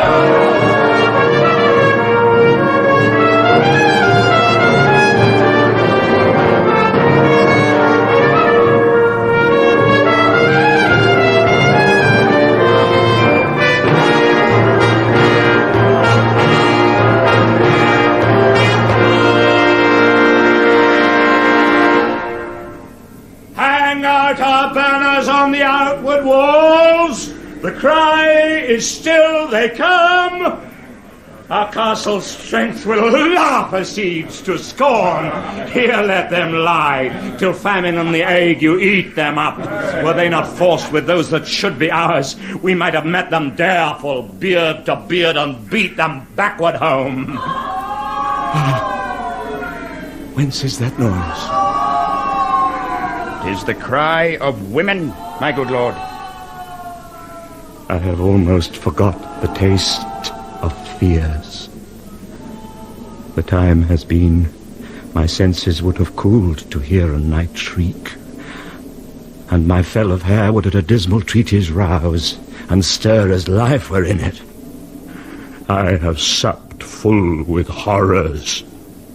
Direness, familiar to my slaughterous thoughts, cannot once start me. Wherefore was that cry?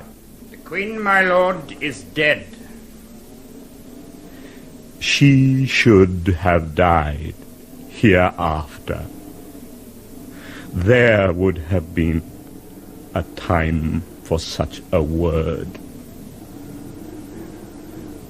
Tomorrow, and tomorrow, and tomorrow creeps in this petty pace from day to day to the last syllable of recorded time, and all our yesterdays have lighted fools the way to dusty death.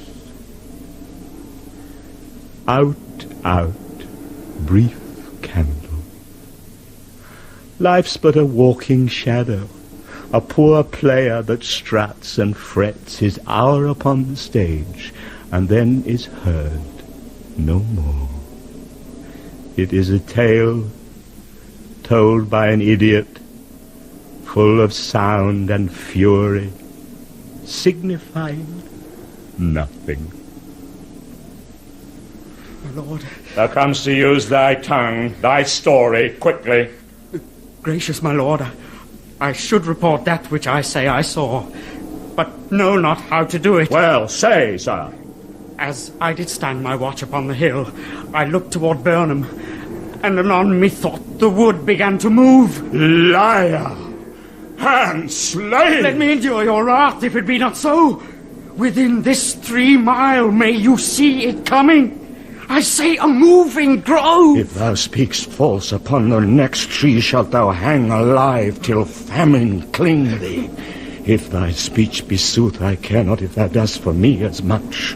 I pull in resolution, and begin to doubt the equivocation of the fiend that lies like truth.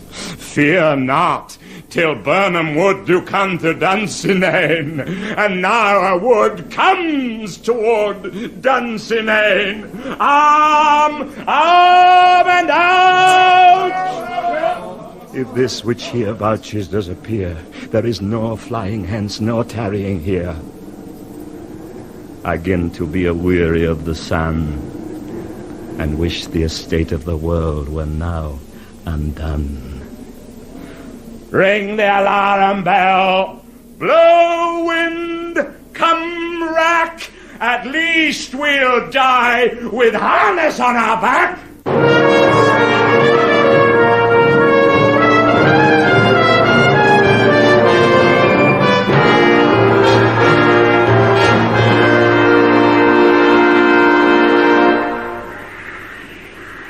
Near enough. Your leafy screens throw down and show like those you are. You, worthy uncle, shall with my cousin, your right noble son, lead our first battle.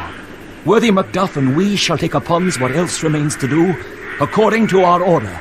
Fare you well. Do we but find the tyrant's power tonight? Let us be beaten if we cannot fight. Make all our trumpets speak! Give them all breath! Those clamorous harbingers of blood and death!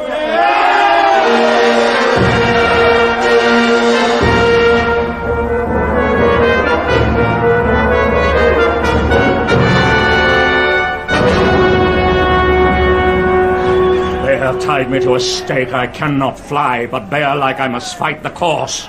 What's he that was not born of woman? Such a one I am to fear, or none. What is thy name? Thou'lt be afraid to hear it. No, for thou call'st thyself a harder name than any is in hell. My name's Macbeth. The devil himself could not pronounce a title more hateful to mine ear. No more fearful. Oh, thou liest, abhorred tyrant. With my sword I'll prove the lie thou speak.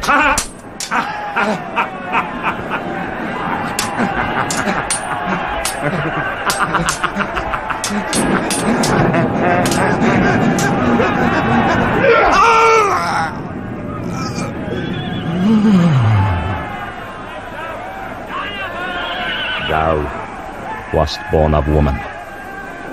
At swords I smile at, weapons laugh to scorn, brandished by man that's of a woman born.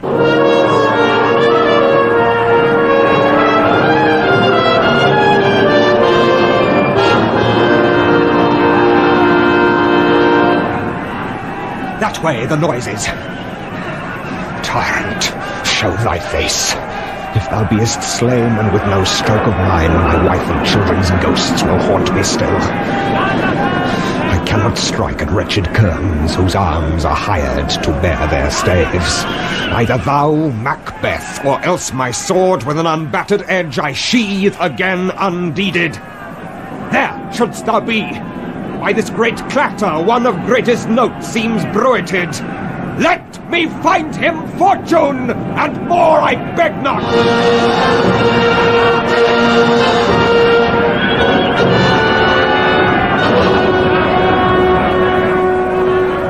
This way, my lord. The castle's gently rendered. The tyrant's people on both sides do fight. The noble thanes do bravely in the war. The day almost itself professes yours, and little is to do. We have met with foes that strike beside us. Enter, sir, the castle.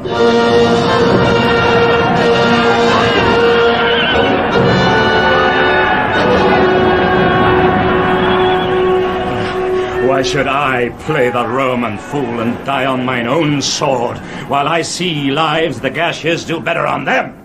Turn! Hellhound, turn! Of all men else I have avoided thee. But get thee back! My soul is too much charged with blood of thine already. I have no words. My voice is in my sword, thou bloodier villain than terms can give thee out.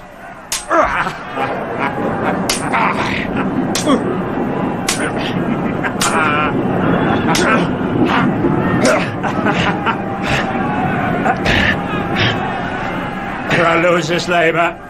As easy mayst thou the entrenchant air with thy keen sword impress make me bleed. Let fall thy blade on vulnerable crests. I bear a charmed life, which must not yield to one of woman born. Spare thy charm, and let the angel whom thou still hast served tell thee Macduff was from his mother's womb untimely ripped. Accursed be that tongue that tells me so, for it hath cowed my better part of man. And be these juggling fiends no more believed, that palter with us in a double sense, that keep the word of promise to our ear, and break it to our hope, I'll not fight with thee. Then yield thee, coward, and live to be the show and gaze of the time. We'll have thee as our rarer monsters are, painted upon a pole and underwrit. Here may you see the tyrant. I will not yield to kiss the ground before young Malcolm's feet, and to be baited with the rabble's curse, though Burnham would be counted unsinane, and thou opposed being of no woman born, yet I will try the last. Before my body I throw my warlike shield, lay on Macduff, and damned be him which first cries, hold enough!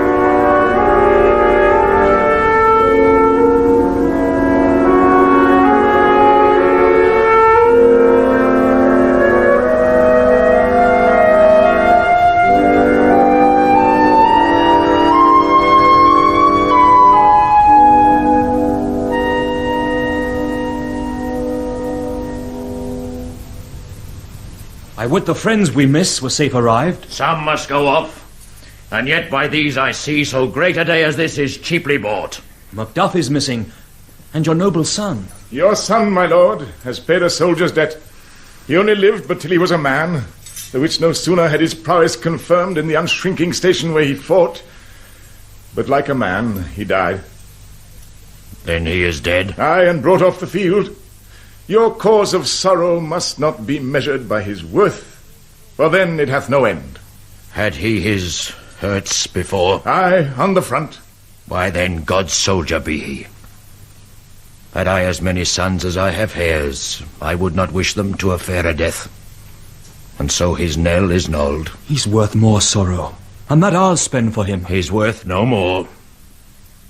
They say he parted well, and paid his score. And so God be with him.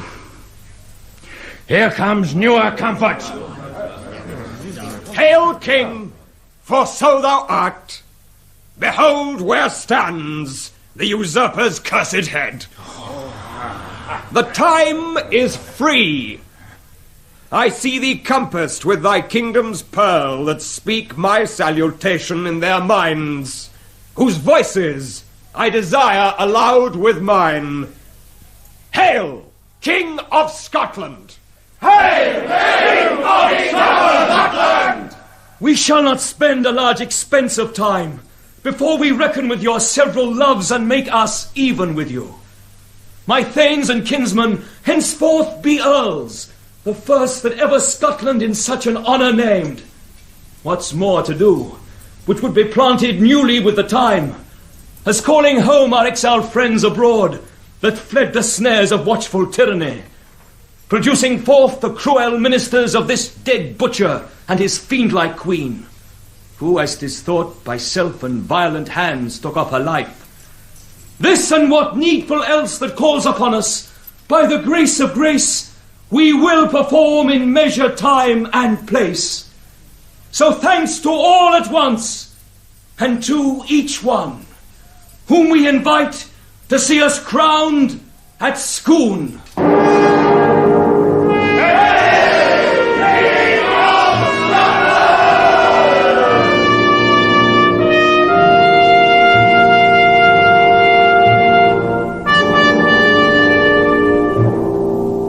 In Macbeth by William Shakespeare, the part of Macbeth was played by Paul Scofield, and that of Lady Macbeth by Peggy Ashcroft. Alec McCowen was Macduff, and David Weston Malcolm. Ross was played by John Justin, Banquo by John Westbrook, the Porter by Timothy West, Duncan by Walter Fitzgerald, and the Three Weird Sisters by Grizelda Hervey, Mary O'Farrell, and Sylvia Coleridge. Lady Macduff was played by Jane Wenham, her son by Nicholas Charles, the Captain by John Dearth, Lennox by John Humphry, and Angus by Fraser Kerr. Fleance and young Seaward, Glyn Dearman, Donalbain, Brian Hewlett, the first murderer and old Seaward, John Hollis, the second murderer and Menteith, Stephen Thorne, Doctor of Physic, Noel Hewlett, Gentlewoman, Cecile Chevreau, Caithness, Preston Lockwood. Other parts were played by members of the cast and members of the BBC Drama Repertory Company. The music for this production was composed by John Buckland and conducted by Eric Wetherell. The play, which was recorded, was produced by John Tiedemann.